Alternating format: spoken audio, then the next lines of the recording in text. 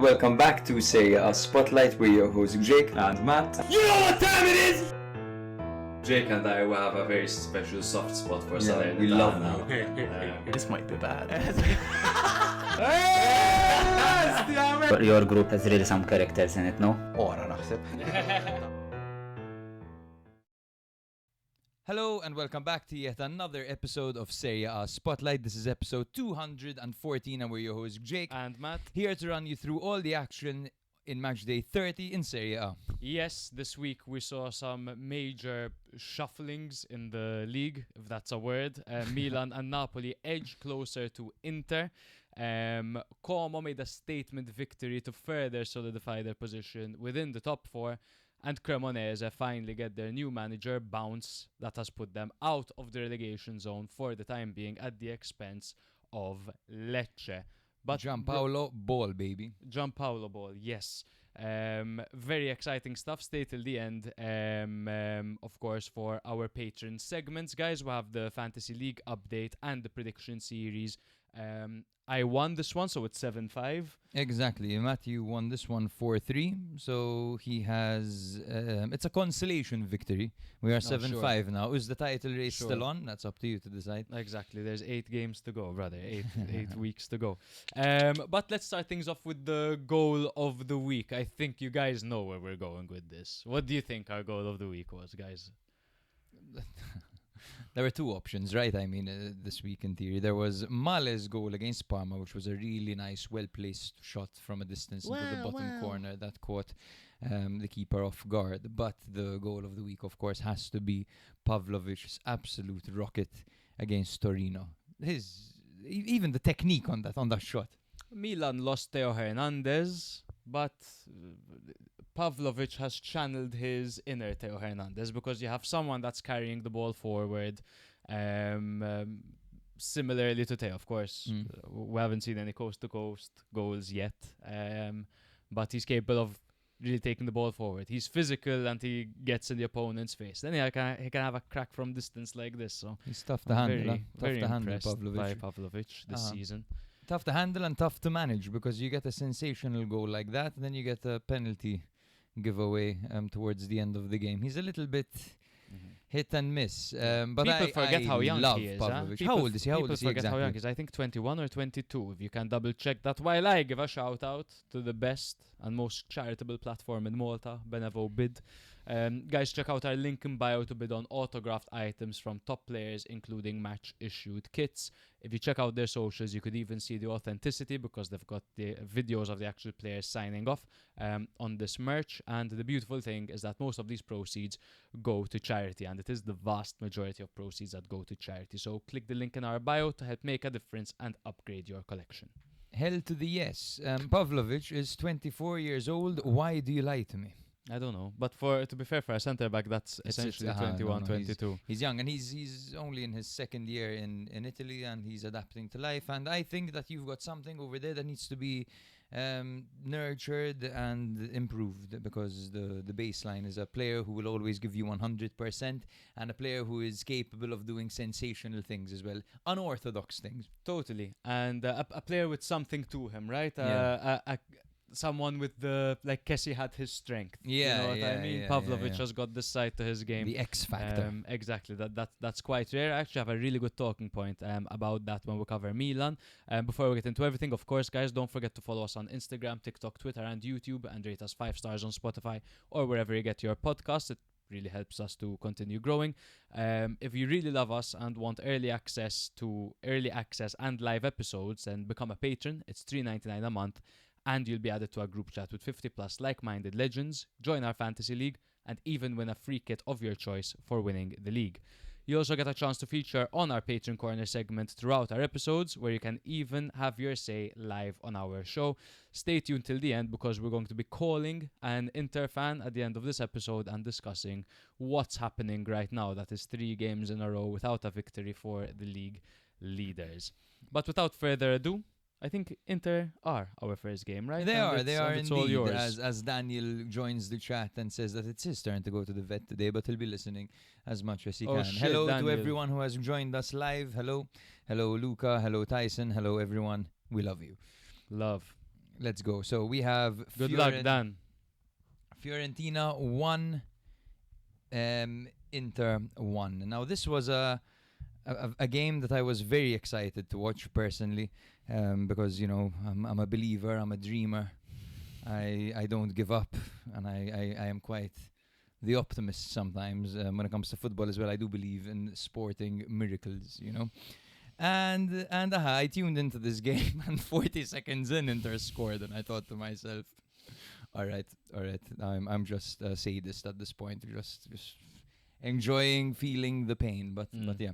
But thankfully it ended 1-1, so the title race is alive. It is on, or is it? Who knows? It's always been on. There are 8 games left, but anyway. Exactly. So Fiorentina, we're missing Sabiri, Ledzerini, Mandragora, and Fortini. Of course, the more notable loss over here is Mandragora. No, those were not pizza topping.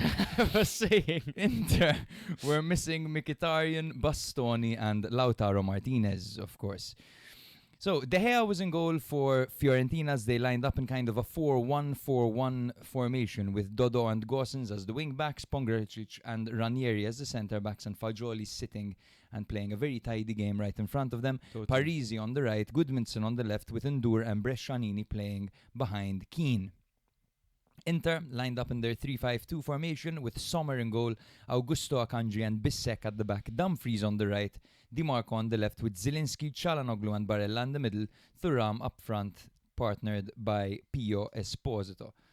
Now, inside 40 seconds, Esposito headed in from a Barella delivery after a poor clearance from Gosens and some dodgy man marking by Ranieri. This is why Ranieri gets on the nerves of Fiorentina fans, right? Because when you play him as a centre-back, he doesn't have kind of that presence to deal with a big striker, right? Or the aggression to actually compete with someone like Pio Esposito in the air. And he did find it very, very difficult. It's also, 40 seconds in. 40 seconds it's no in. excuse, there was but you're discombobulated just 40 seconds in. And 40 Jesus. seconds in, you have Dumfries hoofing the ball into the know. box with a long throw. Yeah, it was a very chaotic and high-tempo start from Inter. In fact, the opening 20 minutes were Inter's best spell. You had Esposito clipping the post. You had Inter scoring again and it being ruled out for offside. Fiorentina looked really shaky, especially down Ranieri and Gosens' side during this period. But Fiorentina grew into the game. Chances started piling and Kean started missing. And when he did score, he was offside, and that happened twice. He did also miss an open goal after Brescianini set him up very nicely. Now in the second half, there was this momentum swing. So Inter's intensity dropped. Fiorentina increased the pressure with crosses, second balls, and just keeping the box as busy as possible. And the equalizer came in the 77th minute when Albert Goodmanson's shot was parried by Sommer. And this is the classic Sommer parry where you parry it into the danger zone. Yeah. It's not a very... I think the problem here is that the hand is too strong, right? Strong hand. There's no... You have to parry the ball out of harm's way. I don't think he parries it. I think he almost keeps up a firm, strong hand, but doesn't do any movement to get whatsoever it out of the way. Get it out of danger. That's something like Mike is really good at. Yeah, you could see when he's diving, he literally swings his arms across his body to hoof the ball away. Yes, a lesson that my father once taught me when we were playing billiards. He told me it's not enough to get the balls in, but you need to make sure that you are aware where the white ball will be after your turn, and that's very important. Hey yo, y'all putting the balls in. Super. So it was Cher Ndour who reacted first. He was completely unmarked at the back post. Conceding this chance was actually a combination of errors. It's not all on Sommer. In fact, Barella, I think, tried to be a little bit too cute. And this is something that has happened to Inter twice in a row. We had last week Dumfries just, almost hitting the ground in a complacent way, in an entitled way, right?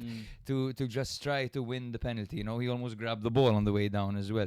And now this time you had Barella trying to dink the ball out of their own box, trying to be cute with a little dink, and of course that ball got intercepted and chaos ensued. And yes, Ndour would go on to score. Now, Ndour, fun facts about Ndour, I'll give you two, okay? Okay. 21 years old, PSG youth player. Okay. Endure also means I am turning in Maltese. Brilliant. Thank you. No, it's the third fun fact. No, 2 is weird. You need to give 3. That's not the first time we saw that from Barella either. It reminds me of the Champions League final against PSG, where he tried to keep the ball in and he got dispossessed. And they scored in his own half, and they scored on the counter attack. Yeah, there just needs to be a little bit more.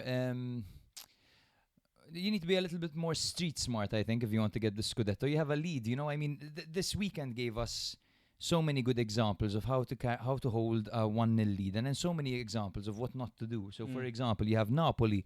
Their 1-0 was expert. We'll talk about it. It was expert. They conceded 0 shots on target. It was the classic, perfect Italian setup game, like. Yeah. And they scored early as well. Very similar to this Inter game. But the problem is that Inter didn't control this ball, and they don't have that cunningness to not concede these stupid chances. And I think the difference is because Inter gave away a lead against Atalanta last week as well. Whereas Inter pretty much blew everyone out of the water in the 15 games before this little slump that they're going through. I wouldn't even call it a little slump, this slump that they're currently going through. It almost feels like when they didn't have pressure on them and no one was expecting them to win the league and whatever, they played with this confidence, they played with this entitlement, and they were almost untouchable. They were allowed to play Kivu's game for every single game. And now it almost feels like they're trying to safeguard these 1-0 victories when that was never their strategy to start with. And they just focused on maintaining that possession and getting another goal and keeping the high line. Now you could see them kind of retreating from the battle and allowing the opposition to attack them. And when they're allowing the opposition to attack them, you could see the chinks in their armour. You could see that their midfield is extremely leaky, for example. All the play coming through the middle like that. Barella nowhere to be seen, Çalhanoğlu nowhere to be seen, Zielinski nowhere to be seen. So I don't think they're fully playing their game at the moment. Of course, like we said, they're missing leaders in the team at the moment. They're missing a leader in Lautaro Martinez. In fact, it all collapsed when Çalhanoğlu went off as well. The midfield isn't the same without him, and that's literally proof that they have leadership issues, because Çalhanoğlu is a big personality, man. Yeah, totally. I think Kean was a handful. I know he missed chances, and I want to talk about like how he doesn't afford to miss those chances, because that is the Kean of 2 seasons ago, not the Kean that finished second Capocannoniere last season. But he was a handful. His runs off the ball were good. He really stretched the opposition. His play with his back towards goal, even late on when Acerbi came in, and Acerbi was getting goal up in his grill, Kean was really holding his own in those areas. So I think as a utility player, he did his part in the game, and I feel like he gave the midfielders quite a bit of work to do as well. And particularly when you pair a striker like Kean with a wide overload like Fiorentina do, with who is it, Gosens and Parisi on the same side, and Brescianini as well, operating almost in the channels over there. You get to stretch. A player like Kean is perfect because he's fast and he's strong as well. So he stretches the defense quite well, to be honest. Just one missing play over here at the end. It was almost a very theatrical and dramatic finish. Dave. Esposito had a moment at the end, literally at the dying breath, where he turned and he shot and he forced De Gea into a big save, and Kendrick went mental. Esposito! His voice crack was unbelievable. I thought they had done it at that point. I thought so as well. It was a good save by De Gea. I think quite a central shot from Pio, but De Gea, I like it when a good De shot Gea, on the turn though. I like it when De Gea does well. He seems like a good character. He's someone that has struggled in his career. He was the first professional footballer to tweet out when the young goalkeeper of Spurs had a howler of a performance. Yes. Didn't he make 2 mistakes in the opening 15 minutes? So that got I subbed know, off but for Tudor. I didn't De know. Gea that said yeah. nobody, the people who haven't played as a goalkeeper don't know the kind of pressure and stress. Chin up, lad, you'll be back, kind of thing. Yeah. And I obviously Very nice. appreciate that. That is nice, bro.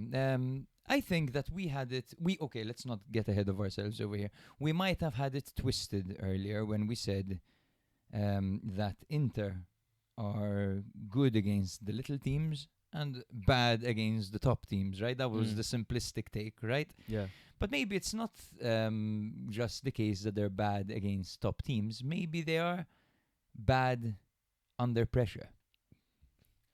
I mean, and that would be totally, a good thing for Milan and Napoli if this were Totally, true, because the pressure is higher than ever. it makes a lot of sense. And why are they bad under pressure? Well, you have last season's collapse towards the end of the season that it's in their minds. Everyone's calling them bottle jobs. They've been calling them bottle jobs for an entire season. It's in their minds for sure. Plus, they don't have that experienced manager that is capable of, well, he's not capable. This is his first test. And his first test isn't, he needs to fight for the league. He needs to, push to close the gap or whatever. It's to maintain a 10-point lead over Milan and Napoli.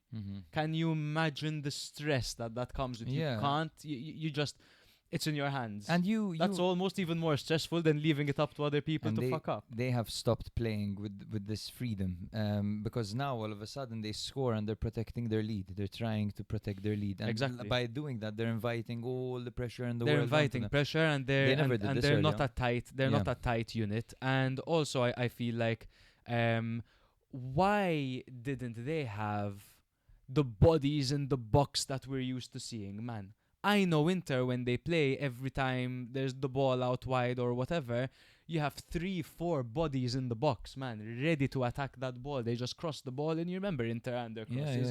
Why aren't they whipping the ball? And they've got the likes of Thuram and Esposito that are huge. Dumfries at the far post, or Dumfries at the far post, and one of these centre-backs getting up, an Akanji or a Bissek.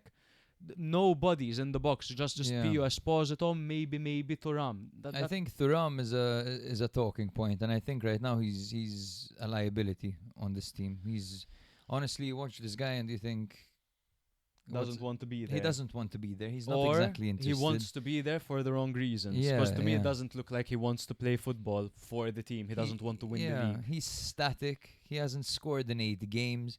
He does this weird thing where he randomly starts smiling during the game. Like randomly. It, man. Now we love Leao. Yeah, you know what I mean. But Leao has a twitch where he's constantly playing with a smile on his face, like Ronaldinho. This guy laughs at like things he should be pissed off about. Yeah. He's laughing when he loses the ball. He's laughing when he misses a chance. Like, bruv. Yeah. I thought that Vanoli, Fiorentina's manager, of course, did very well in the second half to adjust to Inter. He slowed the tempo down. He controlled possession more. He found really nice. He had his players finding space between the lines, which was super. And in fact, Fiorentina finished the game with more shots than Inter. That's 16-12, more pressure and better territorial control late on. In fact, again, man, this is what I said last week. The game ended with Inter on the back foot. Yeah.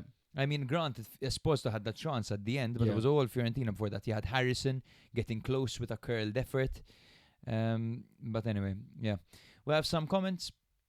We know Napoli is good with pressure from last season with Conte. We know Inter is not good with pressure. Interesting to see how Milan will be with this pressure. Very good, Tyson. I totally agree. I'm curious to see that. The Easter Napoli-Milan game is massive, yes, this weekend. Well, not this weekend. The one after is going to be absolutely mental. Indoor has been a fantasy football gem for the last 4 years now. Oh, yes, brother. He had the Euro Under-21 campaign as well, right? That was his first breakout campaign in the mainstream. But I can imagine the rush of signing someone like Endur 4 years ago on Football Manager and now seeing him score against Inter must be amazing. But yeah, I don't know if there's anything else. Yeah, Daniel says that Inter didn't do enough in the summer to refresh, flogging an already dead horse. They're too old and they've run out of steam. we need to do so much this summer. You need to do so much this summer, and you need to do so much right now, because honestly, Sommer and Thuram deserve to be. I'm going to sound harsh, but they deserve to be benched for these performances. No, Sommer has deserved right? to be benched from match day 5.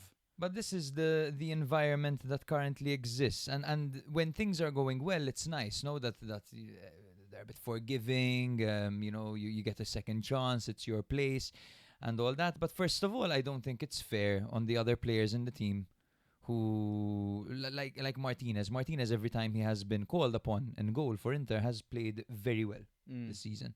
How is it fair that Sommer keeps shitting the bed?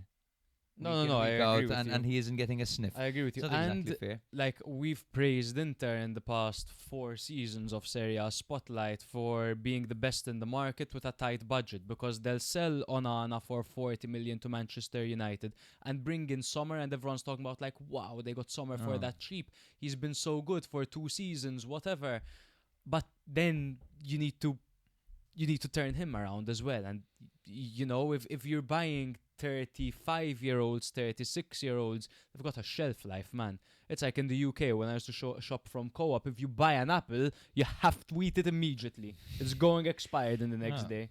I've had an apple in my kitchen for like 5 months now. It's Bro, still green. someone stopped working with me a year and a half ago. They left their apple on their desk. It's still in mint condition. Our apples are not okay, bro. They've got steroids in them. That's messed up. Shall we move? Yes. I just wanted to ask you about Kean and Esposito, because we had 2 potential starters for the Italian national team going head-to-head in this game. Oh, good point. What did you make of it, man? Because Retegui is the killer of the Italian team, right? He'll be the main guy, and I guess he'll be partnered up with Esposito or Kean. What do you think? Who would you like to see? So with Retegui in particular, look, I'm not a huge fan of Kean in a 2 up top, because I think he needs more space to operate. And with a target man like Retegui, you can't consider Retegui a poacher, target man kind of striker. Yeah, fair. So he's in the crucial areas. That's where Kean needs to run into. That's where Kean needs to attack. We saw him in a 2 up top with Piccoli, where they're running into each other. So I prefer having Kean as someone that comes on later, when the task is to be direct and make those runs in behind, or play as a lone striker.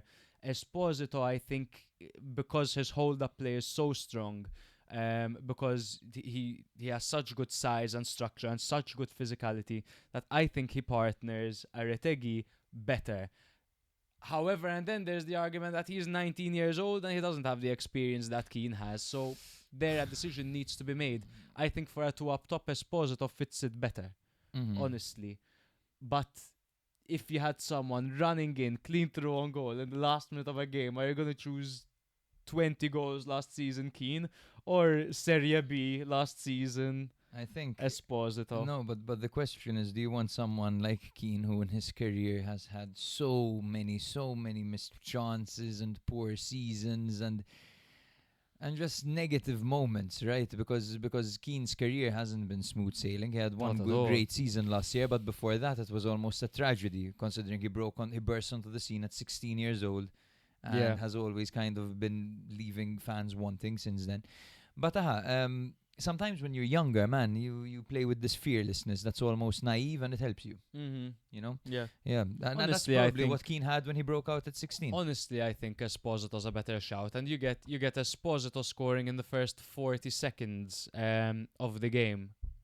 It sounds to me like Kean could be a very good super sub, and Esposito can be that guy that solidifies the 2 up top, and how Gattuso wants to play, I guess. Yeah. I wonder how Retegui plays nowadays, to be honest. I haven't seen him in a while. Hasn't I know changed that much. the last thing I saw from him when he was playing at Atalanta, he had really improved his hold-up play and his play with his back towards goal. So in that sense, I guess it would make sense to partner Retegui or Esposito with Kean, because of what you said earlier. They complement each other better. Yeah. While maybe you can play some haram hoofball with Retegui and Pio up front together. You're saying for Retegui to be the hold-up guy. I wouldn't waste him into But he's that done it. role. He's But his finishing is Yeah. too. Anyway, anyway. shout out to Fagioli. I thought he had a great game. He did. And I thought he for didn't the get called national team, that's great. But he didn't get called up. He didn't get called up. That's fantastic.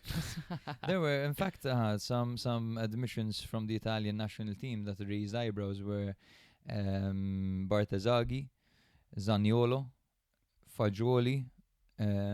Who else was there? Yeah, we can find it. Yeah. But those were some big admissions. Some oversight potentially from Gattuso. But he said he wants to build a squad for the future and focus on it. I'm not sure. Whatever. It's a good time to do it.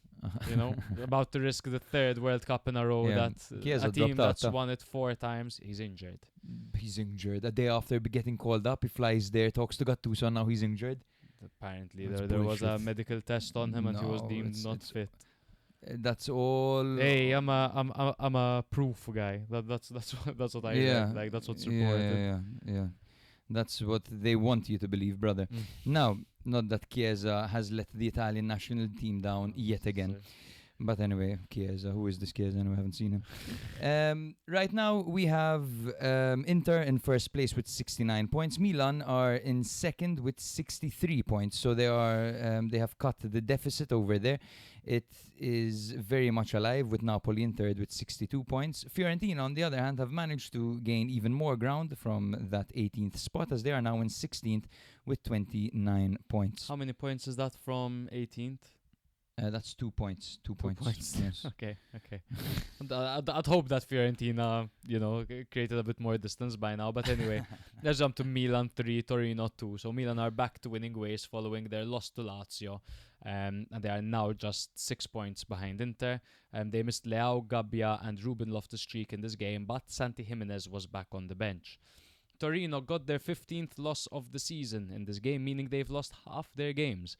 They are, however, coming off a win over Parma. Parma are just letting everyone fuck them after they beat Milan. They missed Sava and Ingi. The previous encounter between these two sides was also a 3-2 victory for Milan. It was that comeback with the Rabiot goal. Yeah, kind of similar to this. 3-5-2 for Allegri's men. Magnan in goal, backline of Pavlović, De Winter and Tomori. Bartesaghi on the left, Salemakers on the right, midfield trio of Rabiot, Modric and Fofana, with Pulisic and Fulkrug up front together. Also a 3-5-2 for Torino, with Paleari in goal, backline of Coco, Ismaili and De Bosse. Pedersen on the right, Obrador on the left, and the midfield trio of Vlasic, Prati and Ginaitis, with Simeone and Zapata up front together. Now, of course, I always tell you that Coco means shit in Maltese, but the fact that there's Ebosse, which means farts in Maltese, is just hilarious. There's farts and shit at the back for Torino. And Ismaili in the middle, just getting shat and farted on. So Pavlović opened the scoring with a stunning long-range half volley after a partial clearance fell to him outside the box. Torino responded just before halftime as Vlasic's shot hit the post, rebounded off Magnan, and Simeone reacted quickest to tap in the equalizer. Early in the second half, Pulisic drove into the box and pulled it across for Rabiot, who bundled it in from close range to make it 2-1, and then just 2 minutes later, Fofana controlled inside the area, turned under pressure and finished into Paleari's near post to make it 3-1. Late on, Torino got back into it as Pavlović fouled Simeone in the box and Vlasic converted the penalty to make it 3-2. Vlasic simply, with these penalties, he doesn't put a foot wrong. What a penalty that was in the top right corner. Yeah, unstoppable, even though Mike didn't track it at all.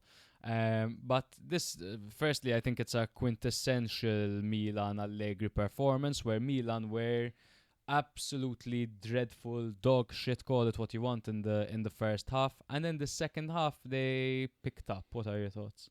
No, that's exactly what happened, and Allegri swapped to a back four during that period. Atacama came on, who's like a man possessed.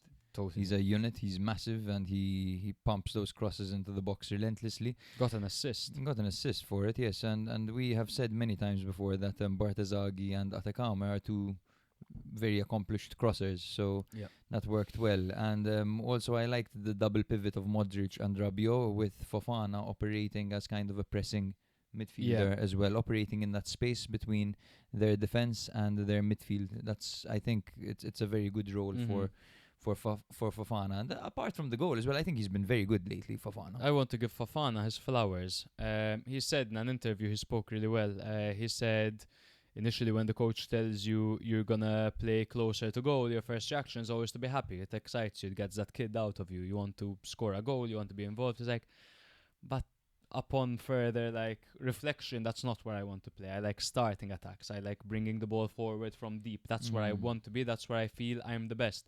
He thinks it's not good for his chances with the French national team, for example, that he's being played out of possession.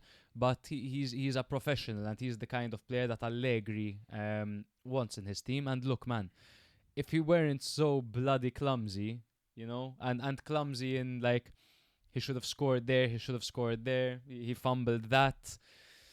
I think he's a very well-rounded midfielder, with good pressing ability, good strength, good passing. He's just a bit clumsy when it matters, eh? In fact, keep him out of both boxes, and he's a great player. I think that I remember him in his first season, and we discussed this last episode. Those balls passes, from deep. He assisted Reinders perfect 3 games in a row. Remember that? Yeah. So this is definitely a new role for him, but I wouldn't agree. I mean, this is probably him coping or justifying the fact that he didn't get into a very competitive France squad, because this France team is very difficult to get into. I mean, bro, if you look on your left on the football pitch, you can see a player who's literally doing better than you, who will probably start instead of you for France. Yeah, Rabiot, and who Rabiot, Camavinga, Chouameni, no chance. And it's always a good thing to be able to expand your game, and he is at the service of the coach. It's true, and sometimes I guess when you sacrifice your game to help the team, you can end up looking bad for it. He is right. He's absolutely spot on. However, I think when it comes to this for his career, him playing here, him playing for Milan, him being coached by Allegri, taking on this new role, he's not old. He's 27 years old, so he still has time to decide what he wants to do in the future. But this can't be bad for his career. No. This is one of the I highlights might of have his career. exaggerated that. I don't think he said it's bad for my career. I think he said it doesn't do me any favors for the national for the team, call up, exactly. Yes, but anyway, you mentioned Allegri's shift to a 4 at the back. This is the 7th time Allegri has made this change, particularly at the break. So there was against Cremonese when it was 0-0, switched to a 4-3-3 and won the match 2-0. It was against Torino at 1-1 in the previous fixture, switched to 3 forwards, of course, and he brought the 3-2 victory. Against Fiorentina at 1-0 down, switched to a 3-man attack and brought in Kunku for a late equalizer. Against Lecce, when Fulkrug scored the winning goal in the final minutes. There were, of course, 2 wingers over there. Against Pisa, with the score at 1-1, it led to a late win. Against Torino, I already said that. And against Fiorentina at San Siro, with the score at 1-0. So that happened twice against Fiorentina, I believe. Yeah. So 7 times Milan have made that change. It simply allows Milan to stretch the pitch more horizontally, create more 1v1 situations, especially for the likes of Pulisic and eventually Leao as well. It freed Rabiot from tight marking because Vlasic was on Rabiot the entire game, and he confined him into that one space. Once there was more space to operate, Rabiot was allowed to make those late runs into the box, which got him the goal. It allowed Fofana to make the attacking runs as well. It increased presence in the box, which is something that, Milan barely have bodies in the box, because essentially the 2 strikers they typically play with are wingers, let's be honest. Higher defensive line, so they sustained pressure in Torino's half. The fullbacks had clearer overlapping lanes. They disrupted Torino's man-oriented midfield structure. They forced Torino's defenders into reactive, deeper positioning, and an overall shift from passive slow build-up to aggressive and direct play. So you look at those things and you're like, why don't they just play a 4-3-3 from the get-go? But it is that change. It's like it's Shifting like is chess, part no? of exactly. You start solid, you feel out your opponent, and then you hit them. That's what Allegri likes to Exactly. do. The problem is when he doesn't change, Yeah. or when you shift to that system and end up taking out a target man, for example. Just you have to obviously cater for the personnel over there. It was interesting to see Fulkrug. At times he operated like a midfielder. He dropped so deep. Yeah. As like to win those Uh-huh. first balls and everything. Yeah. He hasn't convinced me yet. No, Fulkrug, of and course, I don't think he will. it's really. the nature of the type of signing that you sign Yeah. a West Ham flop that's past 30. Not discounting the career Fulkrug has had and that he's still capable of doing good things at maybe other clubs. He could still do it at Milan, but he just hasn't convinced me yet, man. No, he hasn't. Unfortunately, because I like him. It has to be Yeah. said. One thing I want to mention, bro, is Tomori, because the more that Allegri insists on this three at the back with a relatively low line and a safety first approach, and then building play slowly and relying on ball carriers, I don't feel like Tomori exactly fits that mold, man. But he And- operates a bit like a right back, and I think he does a decent job there. No, I think you can always do better though. He leaves me wanting as a right back, and he's too erratic then to play as a centre back as well. I think that, let me give you an example of a team that Tomori would be great at. Como. Because their defense plays on the high line. Imagine Torino and Ramon together at the back. Tomori and Ramon. Tomori, sorry, what did I say? Torino. Torino. Torino and Ramon. Torino and Ramon.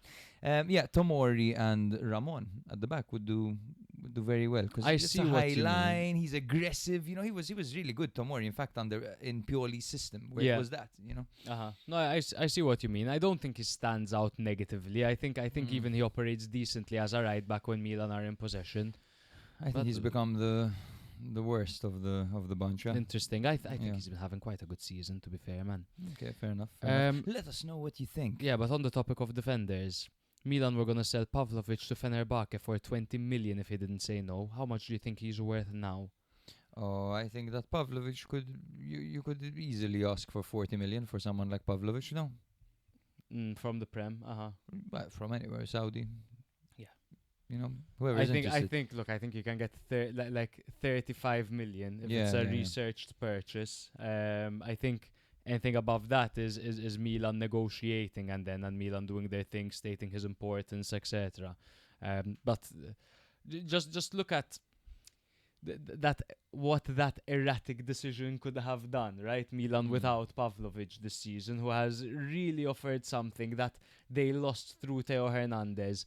And it's almost like I didn't feel the loss of Theo because of the way that Pavlović is operating. He can the way he carries the ball forward, and then paired with Bartazaghi, who has better crossing than Theo, and is probably better defensively than Theo. Yeah. I mean, you just get someone. Let's compare him to Theo again. Theo's attitude in his last season for Milan Gross. is the spectral opposite of Pavlovic's attitude every single game for Milan. Exactly. Because it's true, Pavlović is clumsy, but he wears his heart on his sleeve, and he actually cares a lot. And now I don't know if it's love for the team or love for the sport or his own game or a desire to improve, but whatever it is, Yeah. it's contagious. Yeah. It's contagious. Absolutely. Yeah. Just one more comment from my end. The Leao X Pulisic celebration. Did you notice that? They did like a half surf and half eye of the tiger. That's what that was. celebration. That's I what was that was. wondering what the To hell I was show there's looking no at. bad blood. You didn't see Leao smiling. I thought the Avengers arrived, bro. No, it's so unlike Rabiot to pull some cringe shit like that.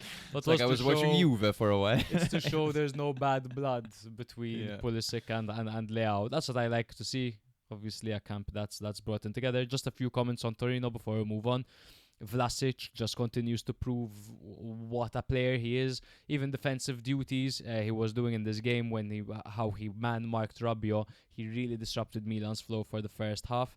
I thought in the first half Torino really utilized the wings well, and much like was it Parma? No, Lazio. Much like Lazio, they were finding success behind Salamakers and Bartazaghi.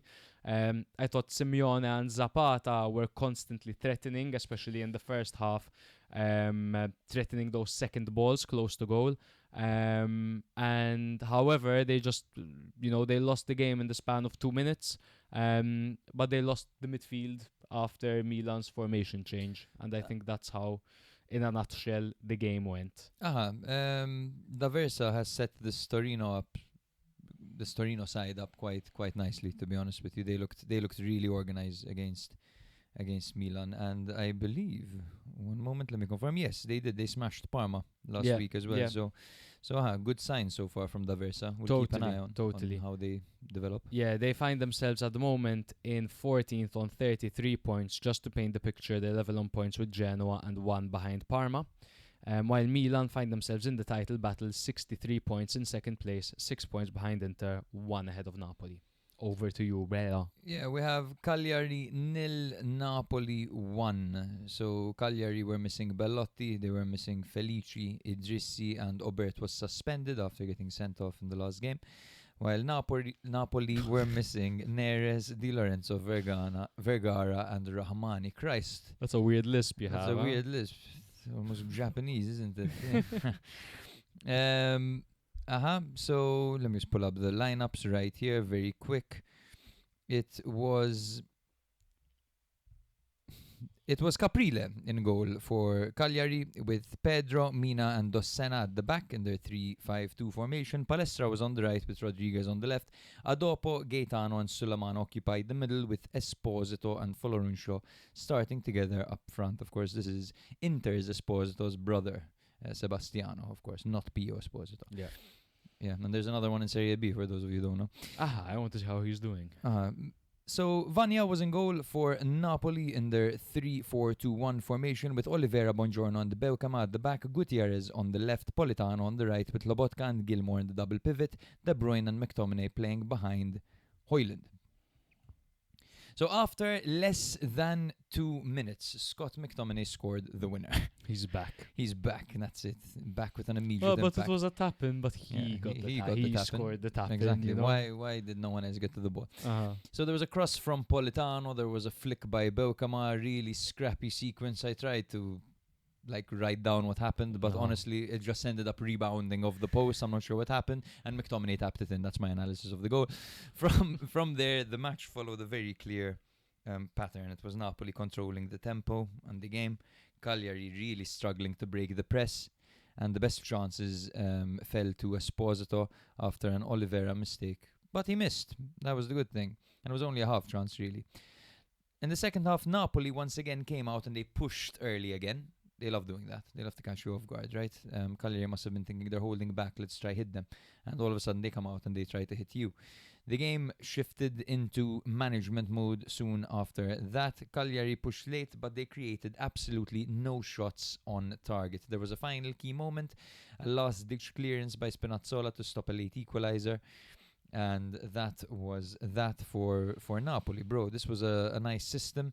It kind of was like a hybrid 3-5-1-1/3-6-1 almost, really overloading and packing the central midfield area. He had 4+ central players for the majority of the game, with De Bruyne playing as a number 10 behind Højlund and McTominay acting as kind of an advanced midfielder/runner. I mean, if there's someone who previously we were talking about how Kyiv was struggling under pressure to keep that lead at the top of the table, and how to keep the lead in games. The CEO of those two things in Serie A history is Antonio Conte. Yeah. You know, the way he packed the midfield in a game like this, knowing that Cagliari are a physical side with the likes of Adopo and Sulemana and midfield and Folorunsho as well, and then with the creativity of Sebastiano Esposito and Palestra on the pitch as well. Very well managed, well maintained victory, still without his full squad, but still with the same idea that he entered the season with, that really condensing the midfield with De Bruyne, McTominay, Lobotka and Gilmore all operating there in a 3-4-2-1. And then they overload the right to attack. It was 42% of their attacks came from the right side, with Politano as the key outlet, and then a bunch of players just shifting across, and the early goal actually came from that pattern. Yeah, and even the first build-up, man, they came out so ready with a plan, and they executed it perfectly, man. In that first chance, they had 7 Napoli players in Cagliari's half within 15 Madonna, seconds. man. The pressing was so aggressive, man, so aggressive. Like, it would have been such a different game if they didn't score early. Yeah, We would have seen. totally. But they didn't have to because of Scott McTominay, and that's Exactly. why it's so good to have a player like that on your team. Because you notice when Scott was out, they didn't get those all important goals that they needed in games like that. He is very much, in case anyone ever doubted it for a second, he is the star man of this team. No, he's what Ronaldo was to Real Madrid in that sense. Yeah. He's the big moment player. Leave it up to him. That's what I have to say, really. Yeah, just to give you a bit more information on how they managed the game, how Conte managed the game. So, of course, there was a drop in tempo, drop in the defensive line, slightly lower block. He brought on Anguissa and Spinazzola, and they packed the middle and forced the opposition in the middle because, of course, Cagliari have quite a few dangerous outlets out wide. And this was just super effective. And in fact, Pisacane, to try to counter this, ended up bringing on 3 strikers in Kilic, Soy, Mendy and Treppi. They're just spawning youth strikers. I've never heard of Mendy in my life now. But Treppi, we've seen he's even scored a very important goal. Yeah. They tried to press, they tried to play direct, but there were no clear chances and no shots on target whatsoever. Now, this type of style, of course, you're also banking on a little bit of luck, right? Because, for example, from one point there was Gaetano who had a shot from quite far out and it just went wide. Like, in reality, it wasn't a big chance, but the keeper was rooted to the spot. Had that taken a slight deflection or something like that, that could always go in, right? That's the danger of playing to defend these 1-0 leads. Look. And boy, do we know all about that, bro. Look, I totally I see I see what you're saying. But this is how Napoli won the league last season. You know, it's how Allegri won so many leagues with Juve. It's how, for the last 9 games of the season, how Milan won the league under Pioli. You know, it's you are banking on a little bit of luck, but it's Nathan's losing it. You are banking on some luck, and but at the end of the day, bro, you need luck. You need luck. Yeah. It's essentially You're risk limiting their attacks. If they get one good attack and they don't score it, everyone's talking about the luck, but look at the amount of chances you've limited. It's all risk management, right? And it's all this what we're seeing right now. This approach to football on a grand scale is just the result of stats becoming extremely accessible and popular, because everything is stats based, everything is XG based, everything is chance based. So, you've scored, you can win. All you have to do is keep their XG as low as possible. So what are you going to do to do that? You press them, you pack the send, whatever, anyway. Yeah. But I don't mind it personally. Italy has been doing this for a very long time. This game, this is Catenaccio, the Italian game. I like watching managers manage games personally. Yeah, that's if you could go watch the Dutch league. That's all about total football Yeah. and this and that. We Or go like watch Serie A if for you a like- reason. Exactly. I mean, This is why we watch this league. We're not Italian. Yeah. I want to ask you: is it the sadist in me that thinks Napoli are more likely to win the league than Milan? I mean, now that everyone's coming back for Napoli, their squad's looking really good, and they don't really have any areas in their game where they are super weak, right? I think Milan, for example, have had an issue up front, and they've been quite wasteful as well, and not to mention unfit. Napoli they've been playing Højlund, and even if he doesn't score, he's such a handful for them. They can still get around having only him and not having Lukaku, for example. But I think their team is better than Milan's in actual fact. Yes, and they're also the champions. We saw Milan beat Napoli earlier this season. We also saw Napoli beat Milan in the Supercoppa Italiana semi-final. I think Napoli go into that game as favourites. Whose home is it at the Maradona? I'm gonna find out. I've been nervous to check.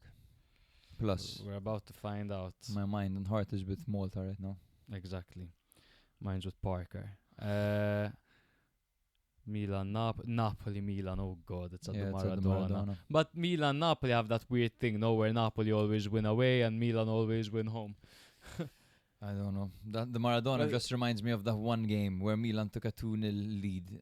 Calabria had scored and Calabria had run to the away end. It was like a whole thing. Then in the second half they scored 3. I remember. Yeah. You can really draw parallels between Napoli's game and Inter's game. And this could be the result of an experienced manager, right? I mean, you've got Conte against Kivu. You can't even compare the experience that they've had on the managing teams. Yeah. So, like, after the early goal, Napoli controlled tempo while Inter lost tempo. Mm-hmm. Napoli kept possession, it was structured, and everything they did was deliberate, while Inter were passive and they were inconsistent. The midfield for Napoli was overloaded and stable. Inter's midfield fell apart.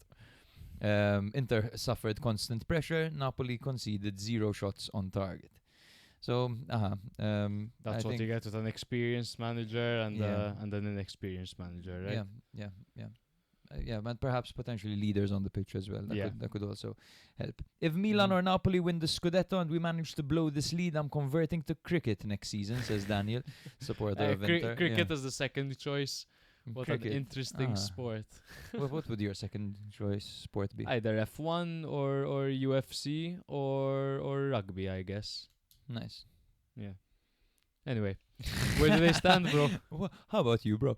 Anyway, But you don't like other sports. I don't mind. I like tennis as well. No, you're right. I'm not a big fan of other sports. I'm all into football. Tennis is up there as well. Fair enough. So Napoli are in third with 39 points, while Cagliari are...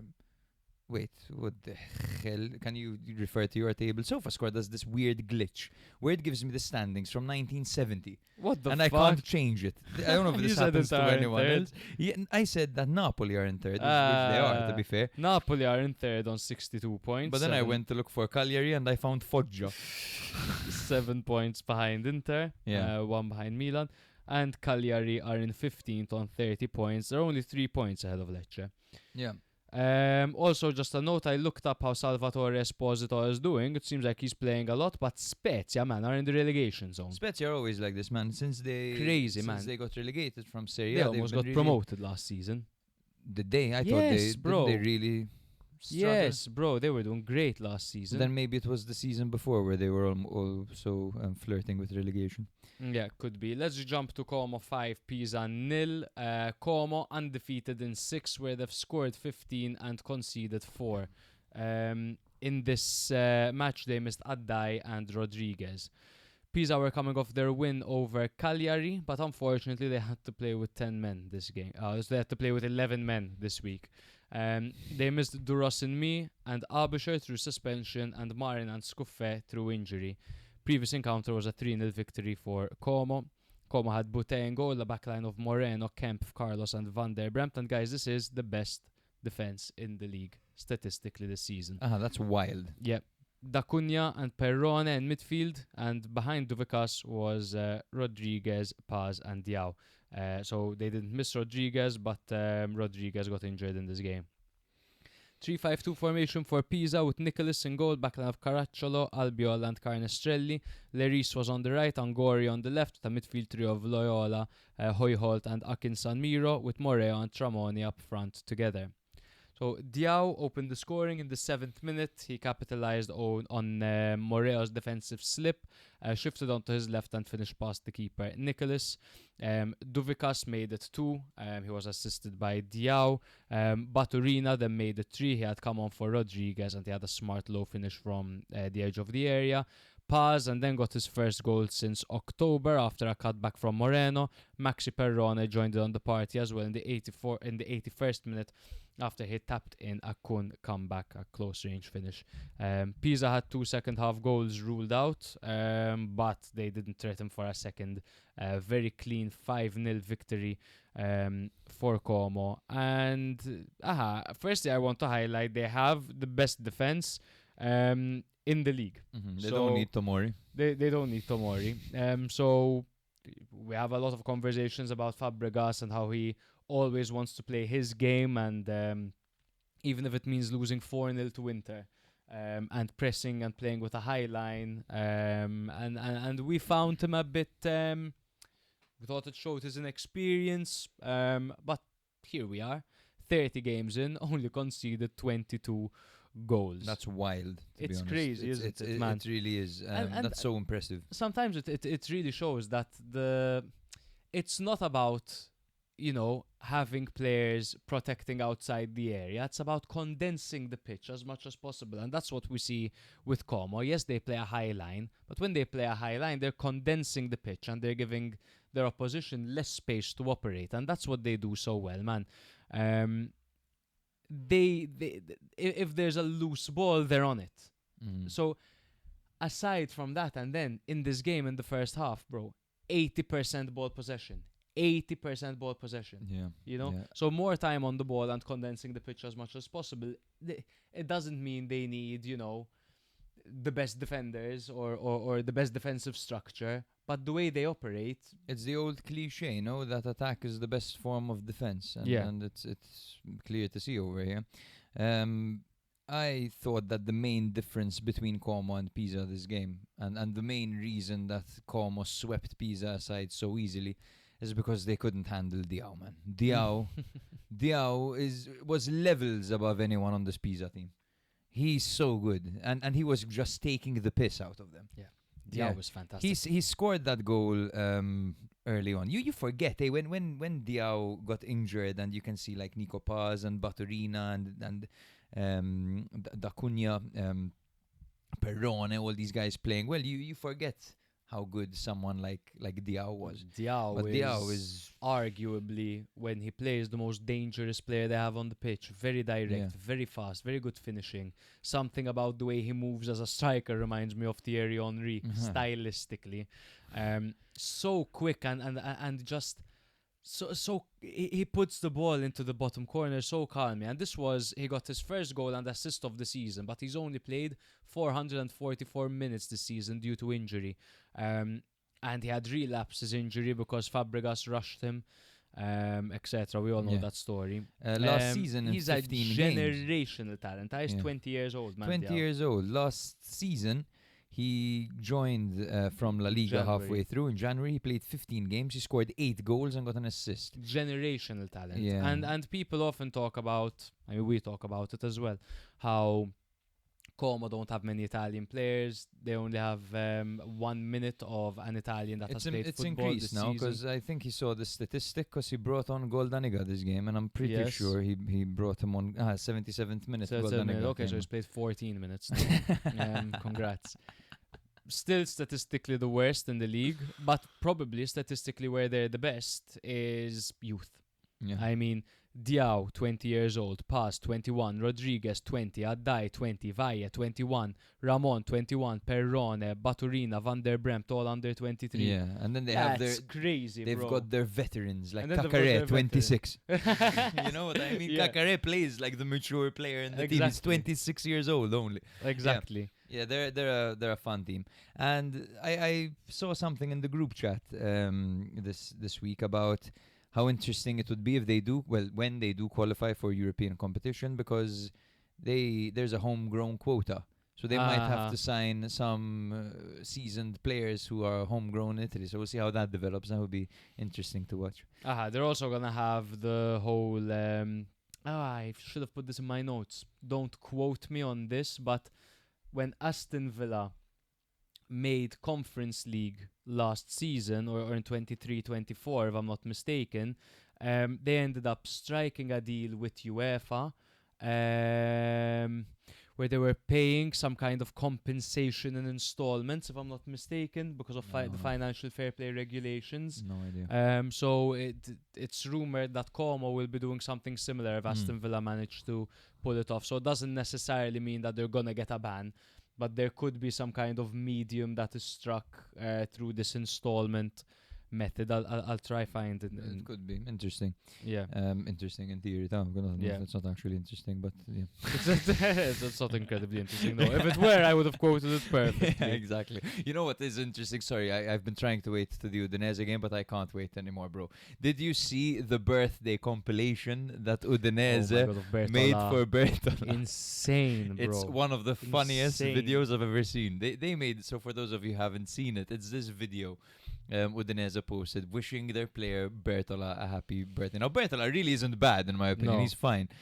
But this compilation was just tragic. It's almost like a fail compilation. Like it's tackles tackles which aren't quite clean, or it gets him sliding in and then it cuts because he doesn't actually connect to the tackle. It's ridiculous. We posted it on our Instagram if you want A to go. tackle that he doesn't to go watch it. convincingly win. Yeah, exactly. Just hilarious, man. Hilarious. Yeah, I check couldn't out our believe it. socials at Serie Spotlight. Como find themselves in 4th on 57 points, 3 ahead of Juve and Roma, whilst Pisa find themselves in dead last on 18 points. You forgot who you were talking about. I know I did. I always do.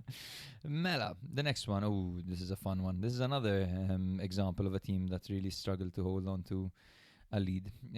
We're talking Juve. We're talking Sassuolo. Yeah. We're talking 1-1. Okay, we're talking storylines. We're talking Locatelli, former ex-Sassuolo player. We're talking Berardi. We're talking Berardi. Yeah, we're talking so many things. Yeah. So we're talking leaving every striker on the bench to bring on Milik and Vlahovic at the end to try to get a goal. Okay, let's get into it. So Juve were missing Holm, even though he removed his wisdom tooth. Sassuolo were missing Pierangelo, Boloca and Fadera, and apparently people were not well because there was an outbreak of whooping cough. Whooping cough. Whooping cough, apparently. It looks Interesting. like whooping cough, but it's pronounced apparently whooping cough because I had to look it up. This contagious illness that makes you cough. And apparently it was going around the Sassuolo dressing room. You looked it up. Can you read it out? It's a highly contagious respiratory infection caused by Mortadella pertussis bacteria. So they're eating too much mortadella, is what I'm hearing. Apparently. Who would have thought that mortadella would make you cough? Anyway, because Nathan just facepalmed. So, Mortadella disease. Mortadella. Hilarious. So, Juve had Perin in goal. And they played this 4-1-4-1 formation with Kalulu, Bremer, Kelly and Cambiaso at the back, Locatelli playing in front of them, Conceição on the right, Yildiz on the left with McKennie and Thuram playing off the shoulders of Boga as a false 9. Sassuolo played a 4-4-2 formation, very compact. They had Muric in goal with Garcia as the left back, Valukovic as the right back, Muharemovic and Itzes as the towering centre backs, with Bacola on the left, Berardi on the right, Vranks and Kone in the middle with Pinamonti and Volpato playing up front. So Yildiz scored in the 14th minute. He gave Juve the lead after a direct vertical counter, and this was a really nice counter actually. It was Perin with a long ball, Conceição who did some really good running and held up the ball well to lay it off to Yildiz, who finished it expert. That's my kind of finish. I love watching a finish like that, man. Play hard and low into the bottom corner. Struck so cleanly and with so much intent. Pure instinct as well. It was a really nice goal. Juve dominated the first half, but they failed to extend the lead, and it was actually Pinamonti who got the equalizer in the 52nd minute, Sassuolo's first shot on target. Once again, this is a theme for Juve. They often concede with the first shot on target. That might be a mentality issue, it might be a defensive organization issue. We will discuss it. And then there was some late drama, because what is Calcio without a drama? VAR penalty for Juve, and it was saved by Muric, Locatelli's very lackadaisical, nonchalant penalty. What are you doing, man? Passing. There's just this trend nowadays of people trying to take penalties with their brain instead of with their foot, bro. Like you're not a master of deception. You know what I mean? Just put your body over that ball and kick it as hard as you can. I'm a bit old school when it comes to penalties. Just fucking find the corner and hit it as hard as possible. Unless you're someone who is outstanding at it, like Ivan Toney. I would never tell Ivan Toney to smash it because Ivan Toney takes the... Honestly, I'm trying to say something, but he will fuck you with his eyes while taking a penalty. Exactly. Yes, exactly. You will need a shower after being in goal when Tony takes a penalty against you. Just maintains eye contact, Nate, because you're looking at us weirdly. He doesn't look at the ball. He doesn't look at the net. He just looks straight at the keeper in his eyes. Runs up to the ball, places his shot. It's bizarre. It's crazy. Like that, or if you're someone like Totti or Pirlo, where you're just ice cold with incredible technique, that's fine. Yeah. But you're Locatelli, man.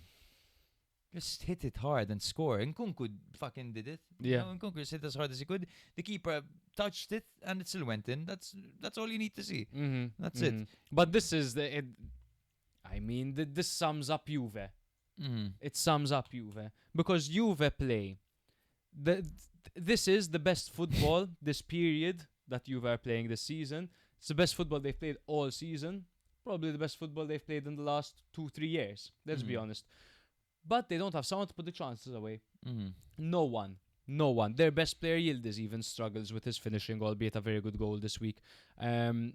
But, they're bringing on Milik, who hasn't played in ages. They're bringing on Vlahovic, who's been out for so long, and we all know how much he struggled. Openda, an unused substitute. Where's David? He was injured. No, David didn't. He didn't come on at all. He was on the bench, if I'm not mistaken, man. He was totally available.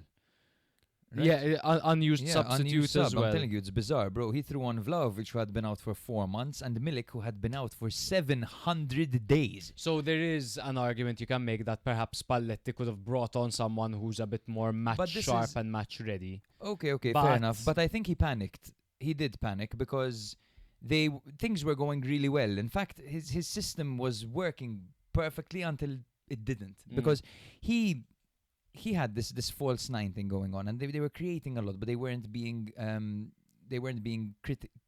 clinical. Sorry, and in fact that's the main problem with a false nine. When you play a false nine, you lack that presence in the box. So the players that you are playing in that system need to be elite finishers. Yeah, and in fact, Yildiz, for all the good things he is, he's still not an elite finisher. I wouldn't even call him a good finisher at this stage. Like I love Yildiz and he's fantastic to watch. He's so much fun to watch, but he's quite wasteful at this point in his career. Boga as well. Boga tested Muric on quite a few occasions. There was one particularly when Muric pulled off a really good save. But again, they are not elite finishers, and then when you waste a lot of chances, suddenly you end up against a team that's defending with everyone in the box, with players like Muharemovic and Idzes, who are just units, towering units. And they can't assert themselves in the box. And that's when Spalletti looked at the bench. He saw David and Openda, who, if he brings them on, will look quite similar to what's already happening there, with players getting out-muscled in the box. And he decided to go for something a little bit different. He went for the twin towers, Milik and Vlahovic.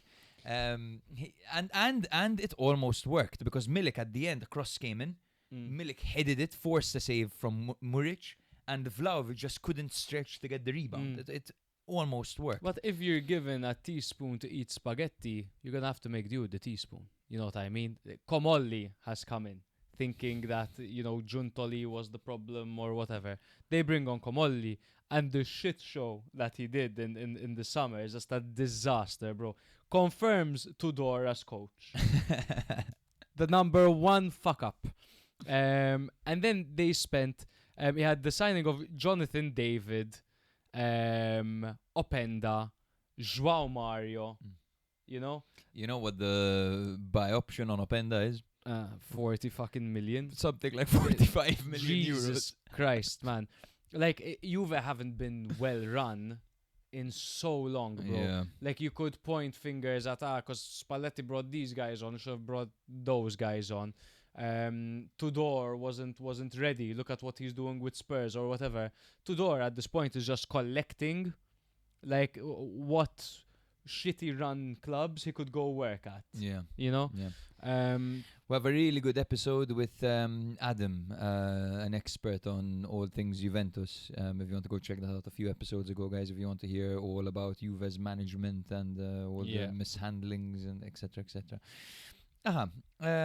Yes, bro. I liked the way Sassuolo approached this game. 4-4-2, different. 4-4-2, old school. I like it. And I liked what they did as well. It wasn't too target men. They played Volpato up front, and him and Berardi caused some really nice...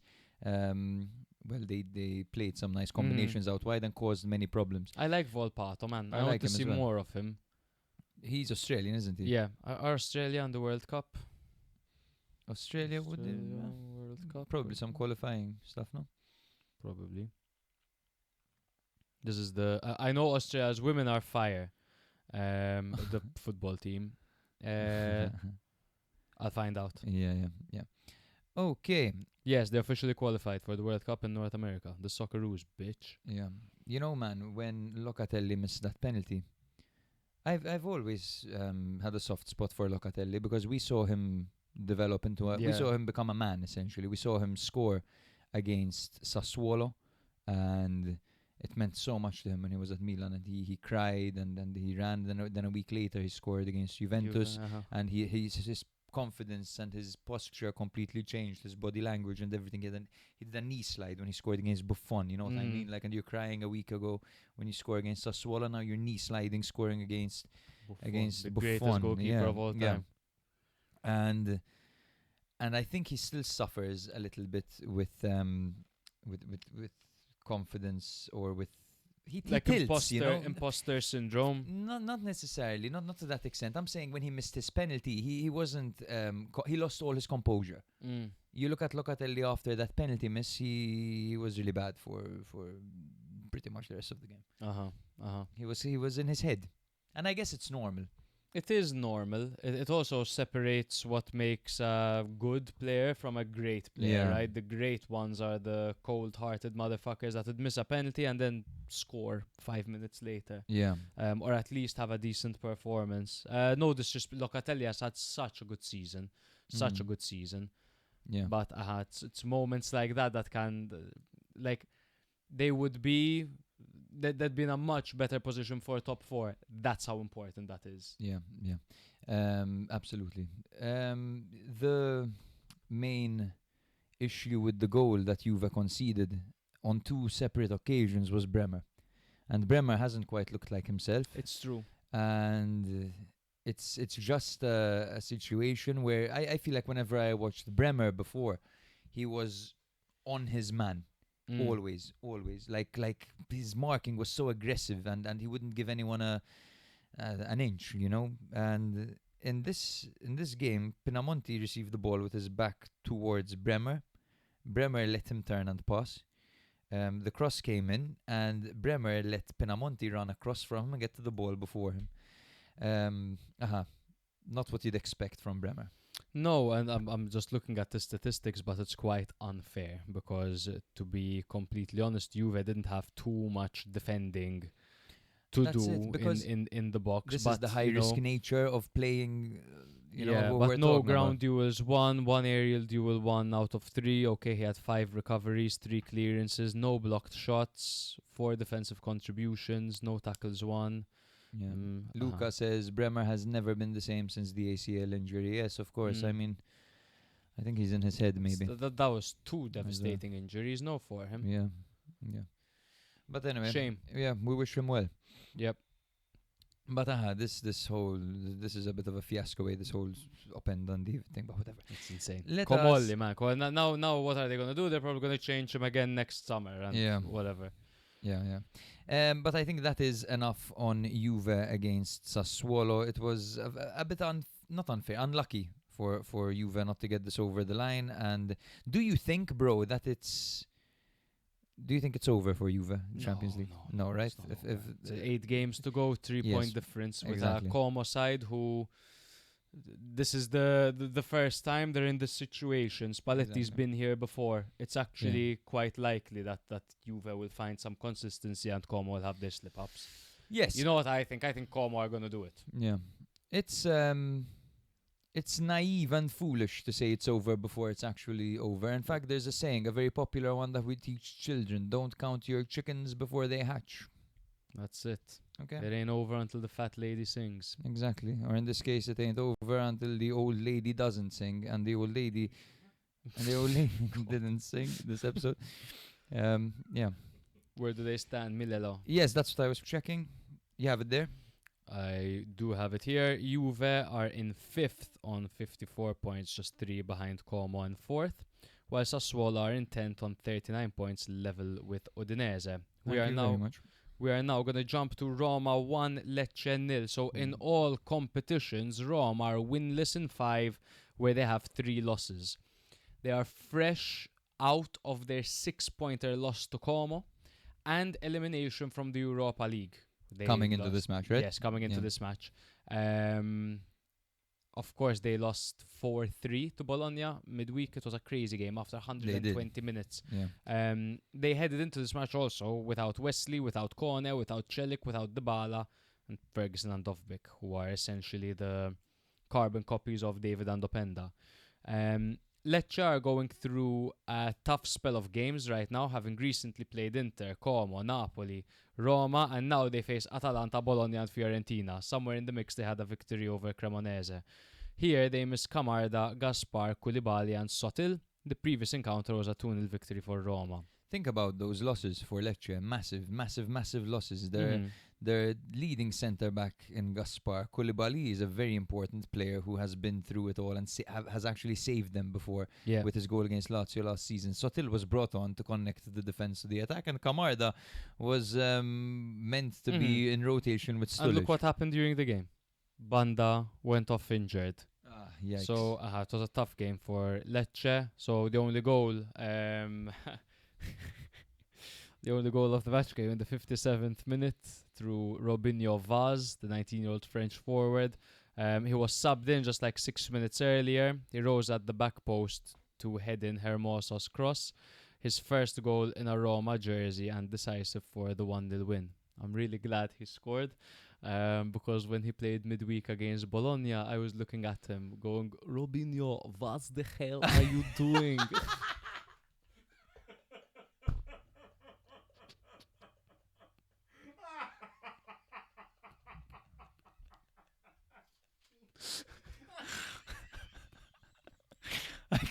I could see you cooking something. You could barely speak. You were already laughing. I knew it was That's time. hilarious. It was time to do it. That's hilarious, It was bro. He time. was so poor against was Bologna. really Poor against It Bologna. was really bad. And What the hell are you doing?